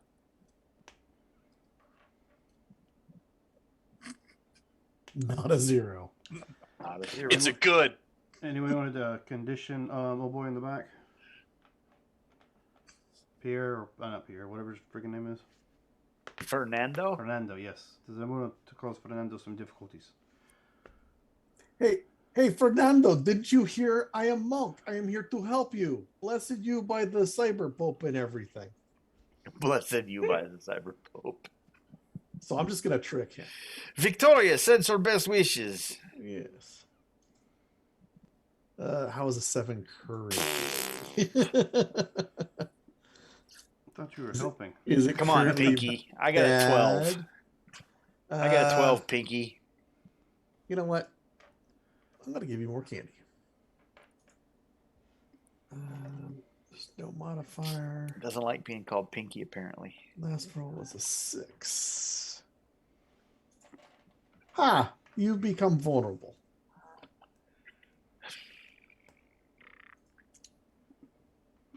Okay. And I will draw my card. Okay. That is Pavel being done. All right. Bjorn, Aiden, Pierre. I'll go ahead and take my shots now. Okay. So I will roll this as a wash, and she'll be 2 points higher.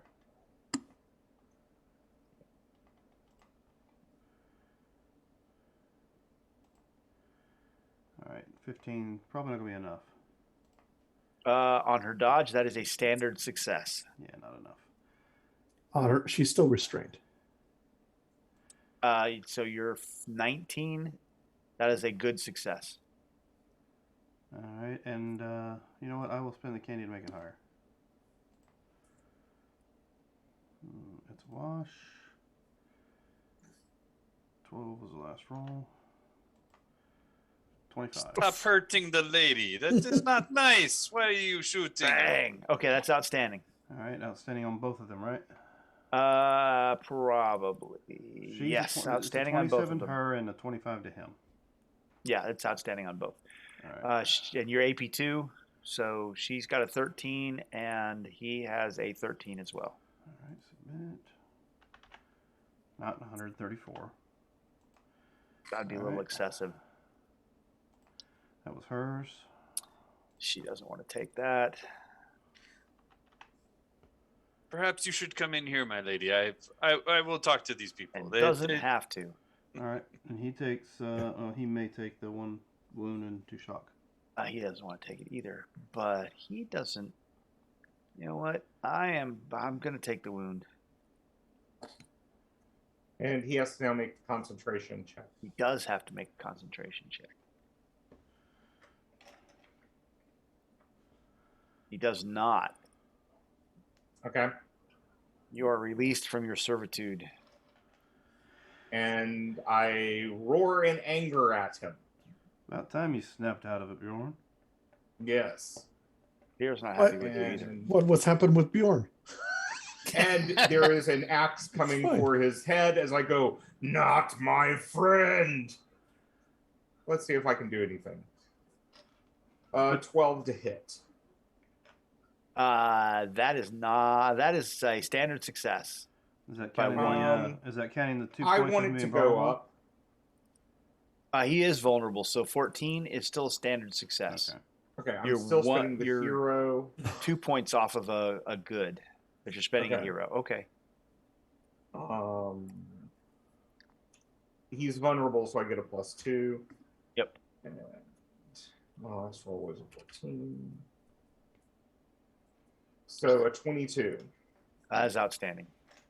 Okay. Toughness 15.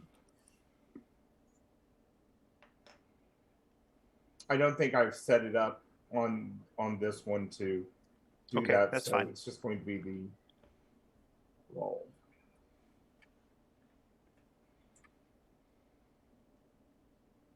$20. That is a wound and 2 shock, and he is going to take it.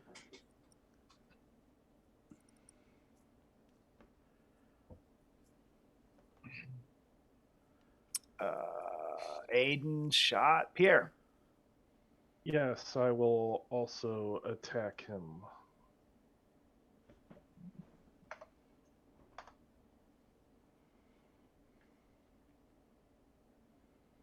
Oh, that is a success.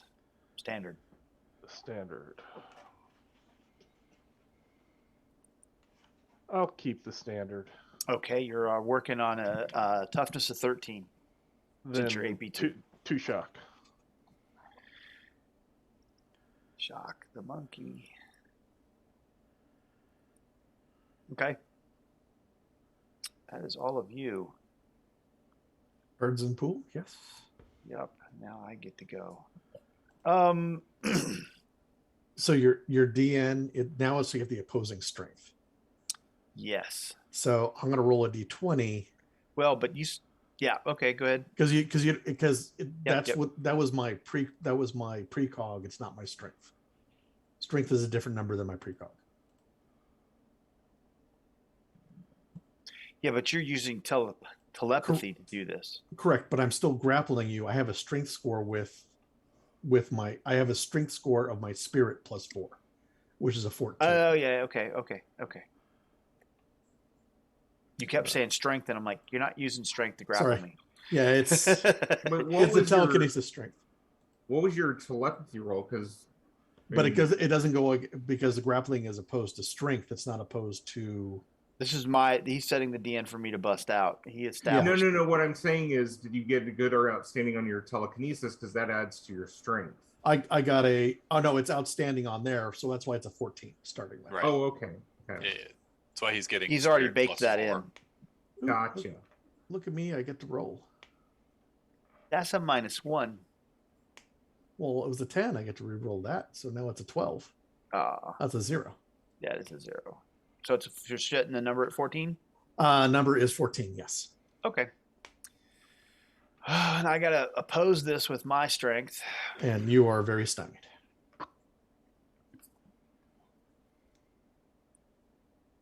I am getting out of this shit.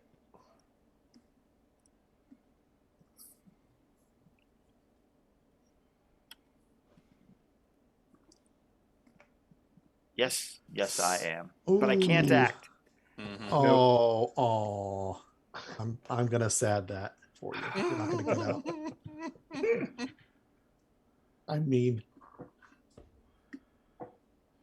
I'm a big fat meanie. Sorry, I am a big fat meanie. You are a big fat meanie. I'm a big fat meanie. Yes. Now you know what it's like when he works against you, Mark. Yes.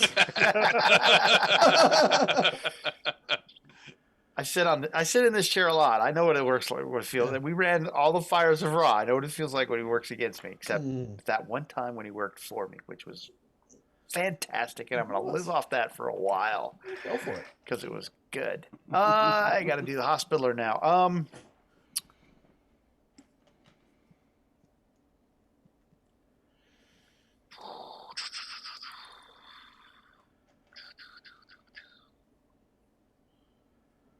Fernando, you're gonna have to freaking.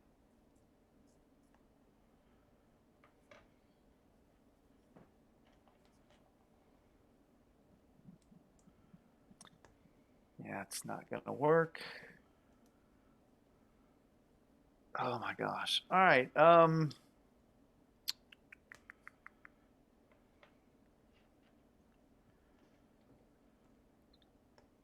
Oh man.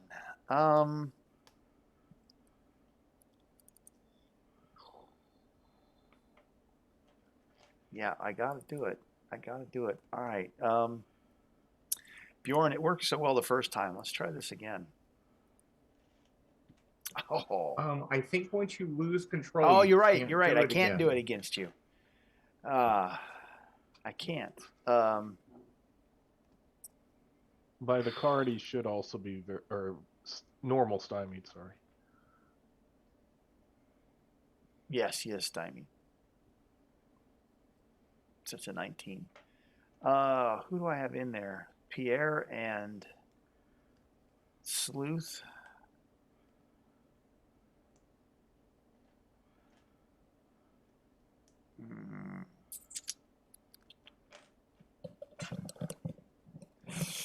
Pierre, how's that look against a 19 against your will spirit?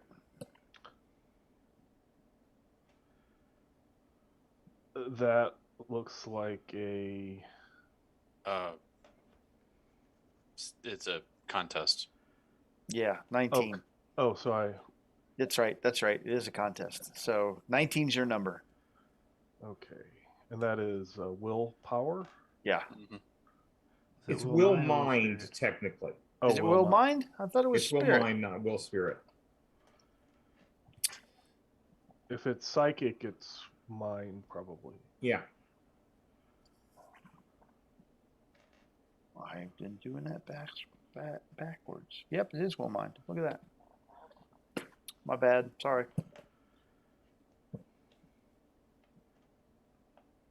Oh, it takes a little bit more than that to get in my mind.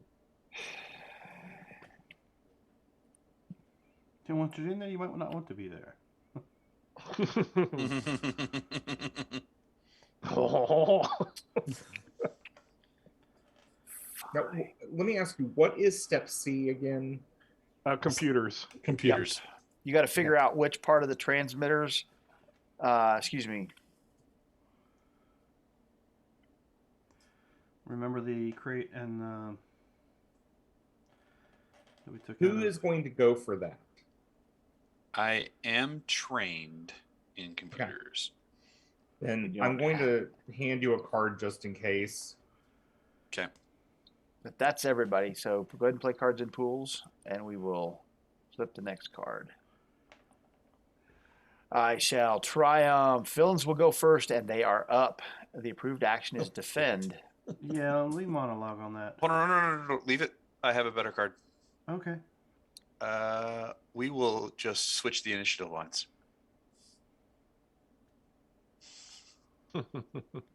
We'll be up. Can we go first?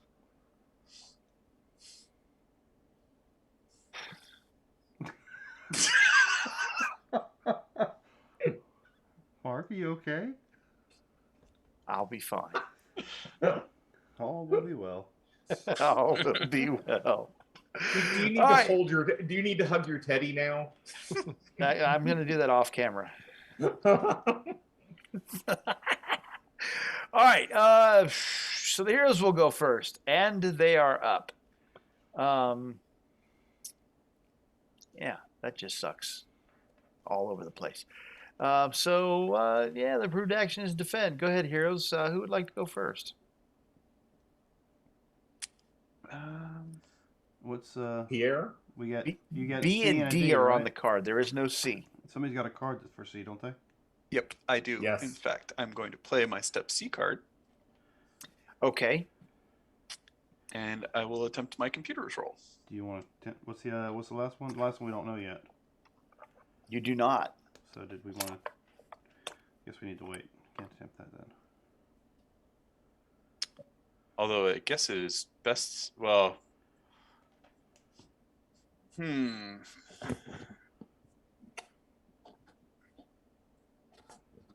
mean, do you want me to just try it anyway? I don't know if you can without not knowing what it is. That would be you can, but there's gonna be some stuff that happens. So, or we next turn you're gonna have to do a last minute anyway. Here's the deal: if you want to make attempts at both C and D, Jim, you can, and I will tell you what happens, and then you get to make the roll. I am going to try both step C and D. If you declare you're going for C and D, you're committed. Understood. Okay. You know what? I will critical moment this. I'll play the step C card. I'll critical moment it. Okay. So you're going for C and D? Yeah. All right. Put your cards on the tabletop. So there's my hero. There's my action. And an alertness if it comes into play that you need to tell me about whatever's happening with step D. Okay. And there's the backup plan. But all right. So, as you go for the radio, Frederic makes a move, and Sarah, the paladin, says, "Do not reply." You hear the speaker squawks to life, and a digital voice requesting code clearance from Paladin Moreau comes on, and Frederic starts to move, and Paladin Moreau says, "Do not reply, Frederic. Let the hilltop be cleansed, and enjoy watching these heretics get sent to hell, as our Lord dispenses righteous justice at heaven's gate." A moment later, the speaker squawks, 0. Attention, Choir 5-7, initiate Special Order Matthew 2532 at grid coordinates 324561 by 1478556. Authorization code Gideon 1337. A moment later, you hear Choir 5-7 confirms authorization and special order. We are 60 seconds from station. Cleansing commences immediately. Mark friendlies with blue strobe beacons. We're in the pipe 5 by 5. You now have 60 seconds to accomplish both steps. Step C, you get to do. Step D, everybody gets to do. Step D is, how are you getting off the hilltop before it gets bombed into oblivion? And oh, by the way, it's a DN 16.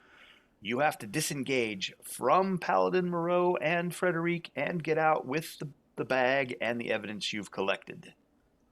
If you do so successfully, you will be on the north side of the hill and down in an orchard that is in the valley on the other side there as the airstrike comes in. If you do not, bad things will happen. So let's see about that C. Well, I'm doing both. Yes, you are.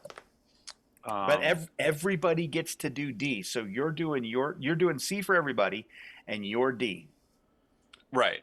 But point is, I'm multi-actioning, and my disengage, is that being a maneuver, or is that whatever? That's it's a player's call. You tell me how you're disengaging.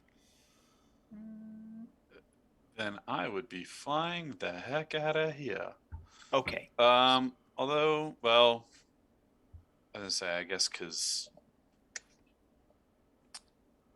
it wouldn't be really good possible to sneak away from her, would it? To sneak away. So, yeah, I think I would just be flying away at this point. Hang on a second.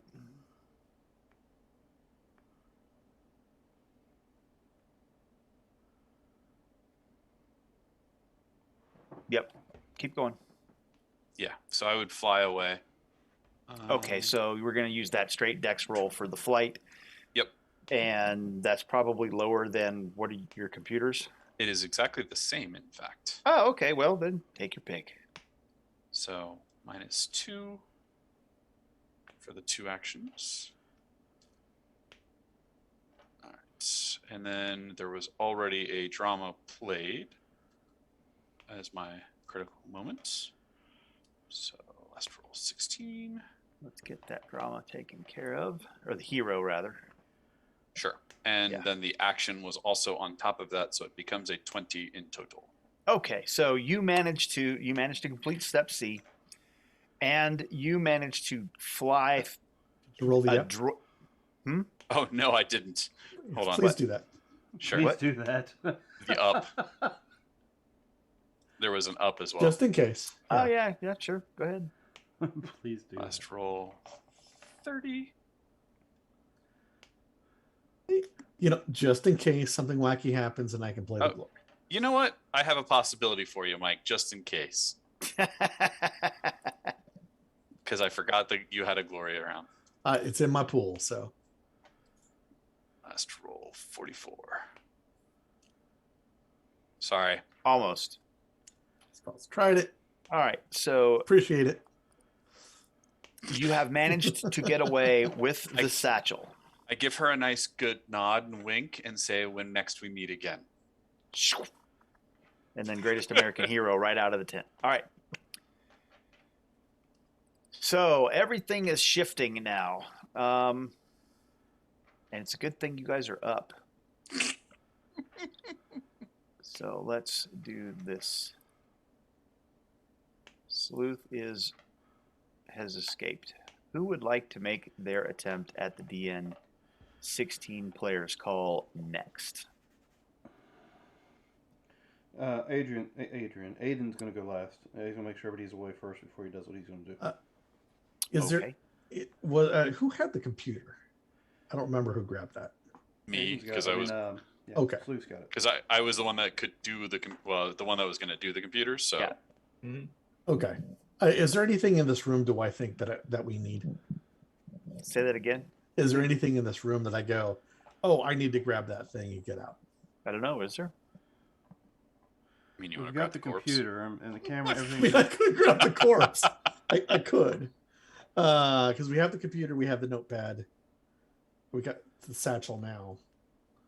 I don't think there was anything else that was out there. So yeah, I'm just gonna keep her held, and I'm gonna telekinesis my way out of there and fly out the back window slash that we made. I don't know. Can you fly yourself with telekinesis in the new Yes. style? Yes, you can. Yes. Okay. Okie dokie. I'll just keep her grappled because she'll escape here in a second.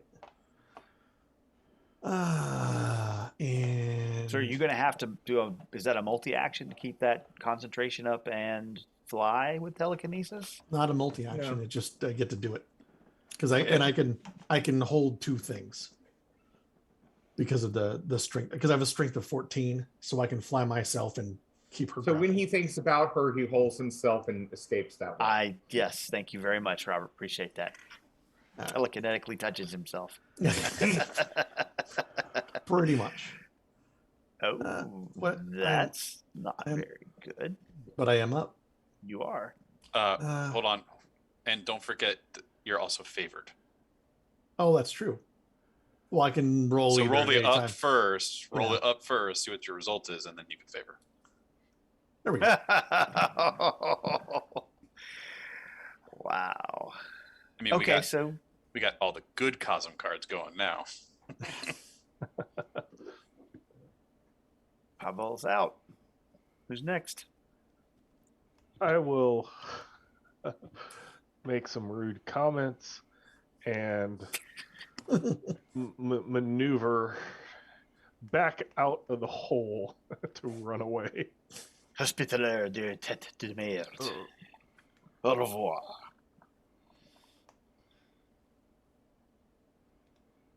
So maneuver. So that just leaves Bjorn. He's not out yet. 16 is the number. Now Pierre's out.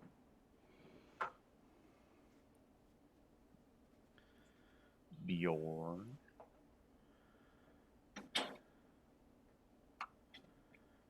What's Bjorn's player's call solution to getting out of the tent and down the backside of the hill? So do you wanted me to go, Aiden, before you left?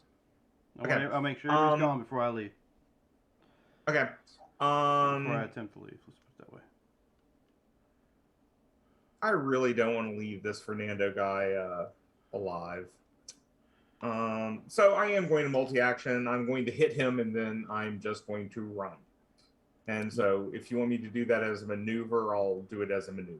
Yes, that would be fine. Okay. So the maneuver is the number you need to get out before the bomb blows up. I'm rolling the maneuver. Okay. Okay, so that's a 20. You're up. I am up. So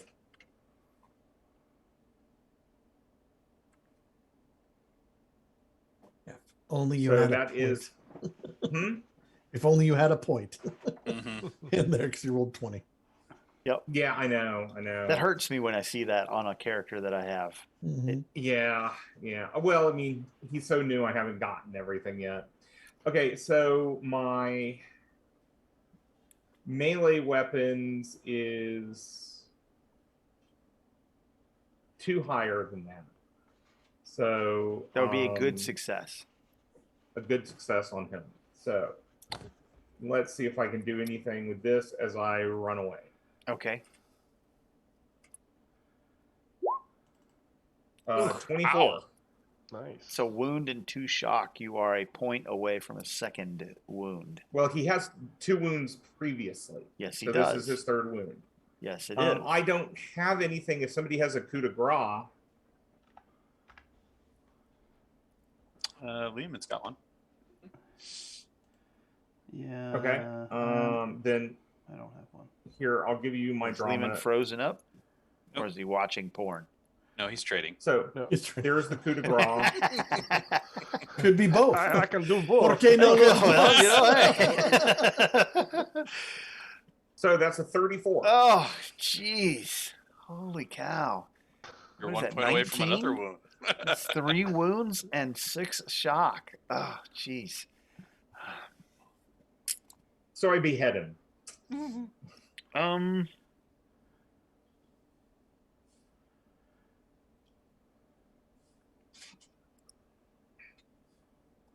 Do I have conditions on me right now? No, I do not. Just wounded. Oh!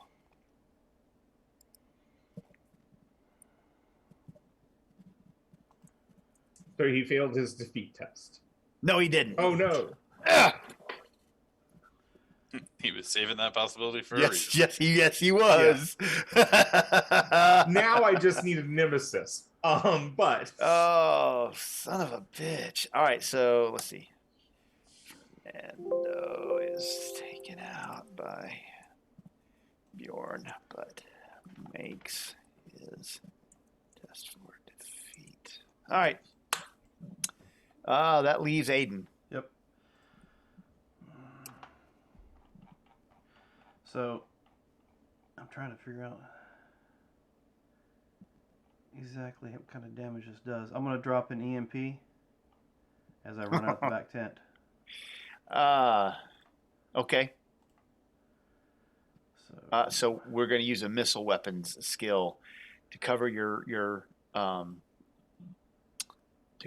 escape and buy you the time to get down the backside of the hill so that Cyber Knight, Sarah Moreau, and the now defeated Hospitaller Fernand Frederic do not pursue you.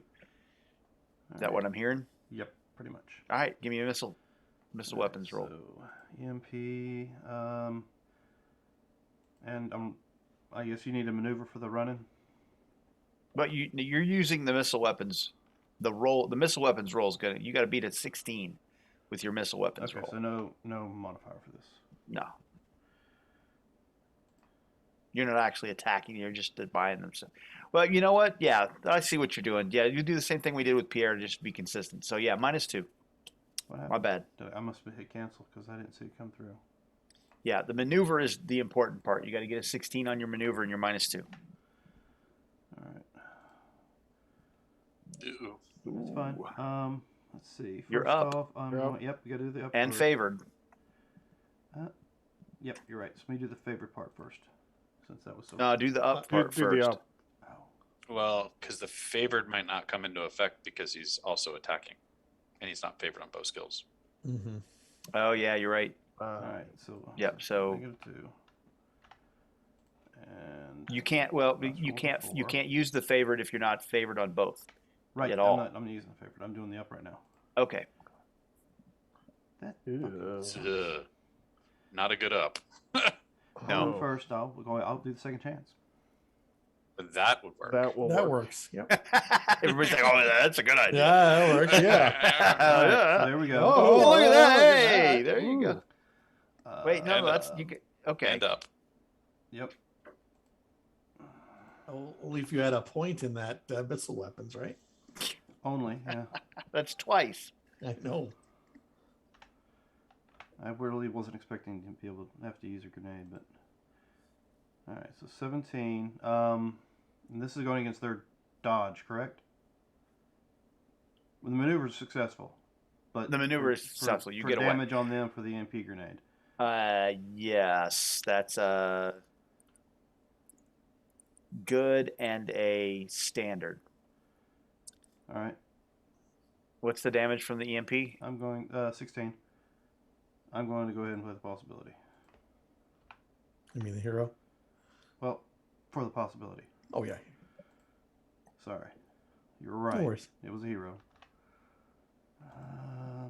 Damn, slam 19. That is an outstanding. Excuse me, he's dead. Well, he's down. That is a. That's a good on the number.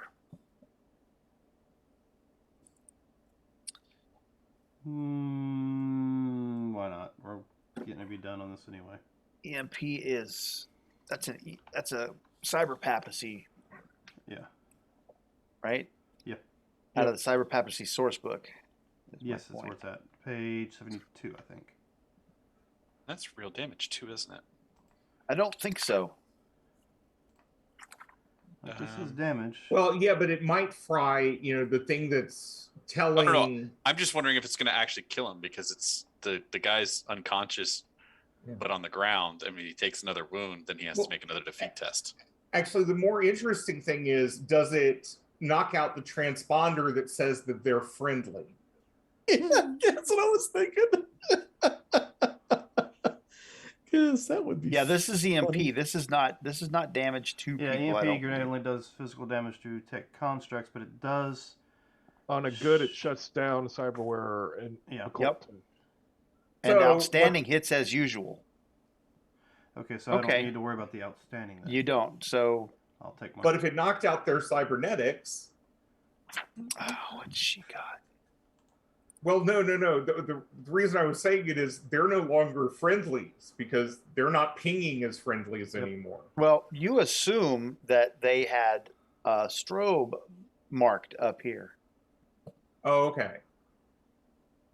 Yeah, well, it's not active now. All right, so you blow it up and you get off the hilltop. Yep. Now, I do have one question, just for future. If I was still up there, would that have canceled all the damage I took? The close call. I'm showing you a card. Oh, I'm sorry, I got stuff open. A close call? Yeah. It soaks everything as if it was an outstanding soak effect. Sure, I have a way to deal with that. Okay. I could, in a way that makes sense in the story, come up with a way to make sense with that. Gotcha. Was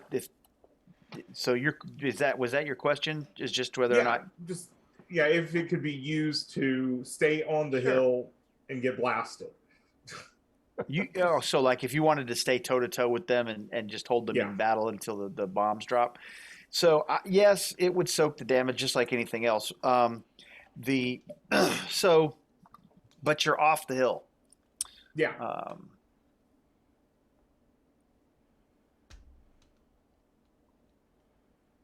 I take it this was the last scene. Oh yeah, absolutely. That's why I went ahead and started throwing shit out there. Hang on just a second. All right. All right. So if you're not familiar with the Inferno created by where is it? By this kind of bombing, you guys were going to take 20 damage plus 1 BD as a devastator round struck the hilltop.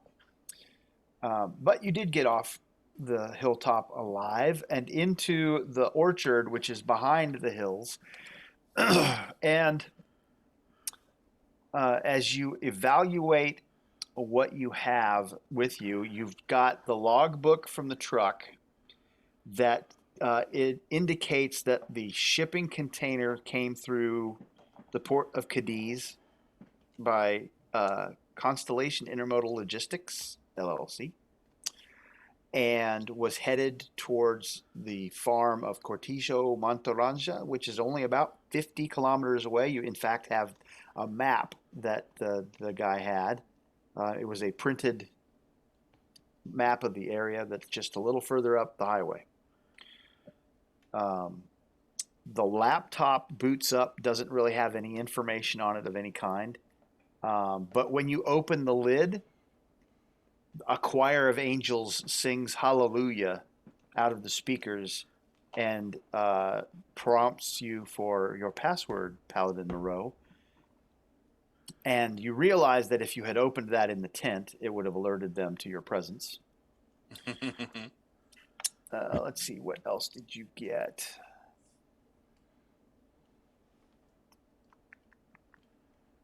Yeah.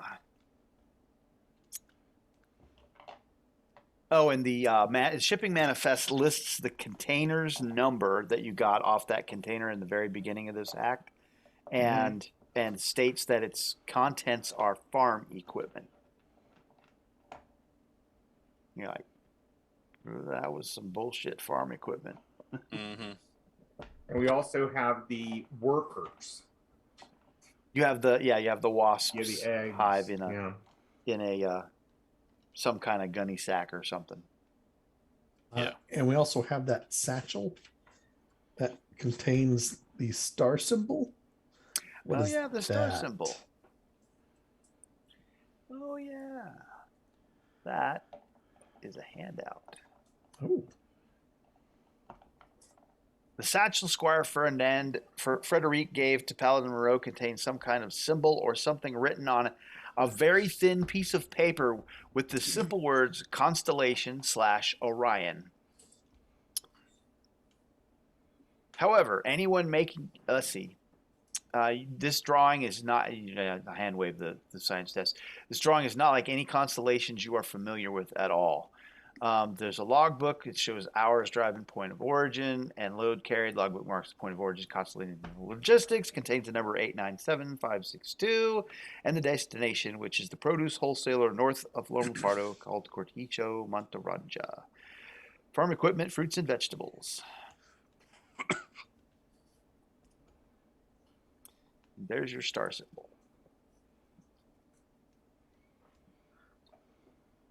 Everybody can see that, yes? Yes. Yes. Correct. And that is the end of an act, gentlemen. Okay. I can Yay. screech for real now. I'm a Sor- real bat. I'm a Sorry. real bad. Soaring Sleuth. He's I am sorry your girlfriend blew up. what? No. She must have survived. No, she didn't.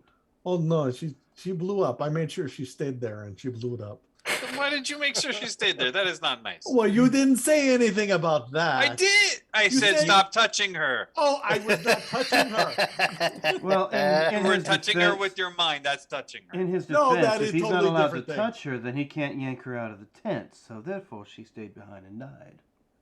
She would have gotten out on her own. Well, that all depends on whether or not the EMP. You murderer! That all depends on whether or I'm not not the the EMP one who blew up her started face step stopped her D. from doing so. You do not know what. I will say this: Paladin Moreau was up and about when Step D was completed, Yeah, she and was, the yes. last person left the tent. Mhm. That's all I will say about Step D. And so we may see these people again. What? No. They're dead. What do you mean? I will say that it's not the first time that Paladin Moreau was romanced. And it won't be the last. I don't know. I may not. I may get to run this one more time. Unless you don't run this. But this table is producing the steps, the final piece of critical events, and writing for episode 2 has already begun. So, did everybody else go through the front door, or did they do the try to come through the back like we did? so far everybody's come through the back door. One table didn't even bother dealing with them. They just came and got everything, and then they stepped through the doors, ran the DSR, and got off the mountaintop. And then another one kind of did the same thing you guys did. Oh, okay. Except Paladin Moreau went down instead of Frederic, and Frederic drug her out. Fernando drug her out. So, And I'm interested to find out how he has telepathy. Oh, he's a Kanawa spy. That's what I'm thinking. That's what I'm going with. I already spent my XP, so. that was quick. Oh yeah, Burning a hole in your pocket. As did I. I mean, I'm just deciding on which enhancements to put on mine. All right, as far as sorry. everything's concerned, though, Limitation. for tonight's episode, we are finished. Thanks for joining us. I'll go ahead and sign us out so we can have our whatever conversation off camera. join us Friday for Ron the Frost Maiden, Sunday for some Waterdeep, and stay tuned because we will be doing some change up, some games, maybe doing some Vampire the Masquerade, and Lost Beginnings may actually make a return. Looks like one of our players may actually be able to join back with us. And we'll be back here next week, right? Next week? What are we doing next week? Next week, yes. Finishing this up. Finishing this up, that's right. Act 3. Act 3 of this next week. So come see, did she survive or are we going to make it? You know what? Just stay tuned for Torg Hype Tuesday and see what Mike puts out there for us. And I'm sure we'll all know what's going on at that point in time, or at least get a good laugh. So just remember, we're in this adventure called life together, ladies and gentlemen. Keep that golden rule in mind. Treat those around you the way you'd like to be treated yourself. With that, have a good week.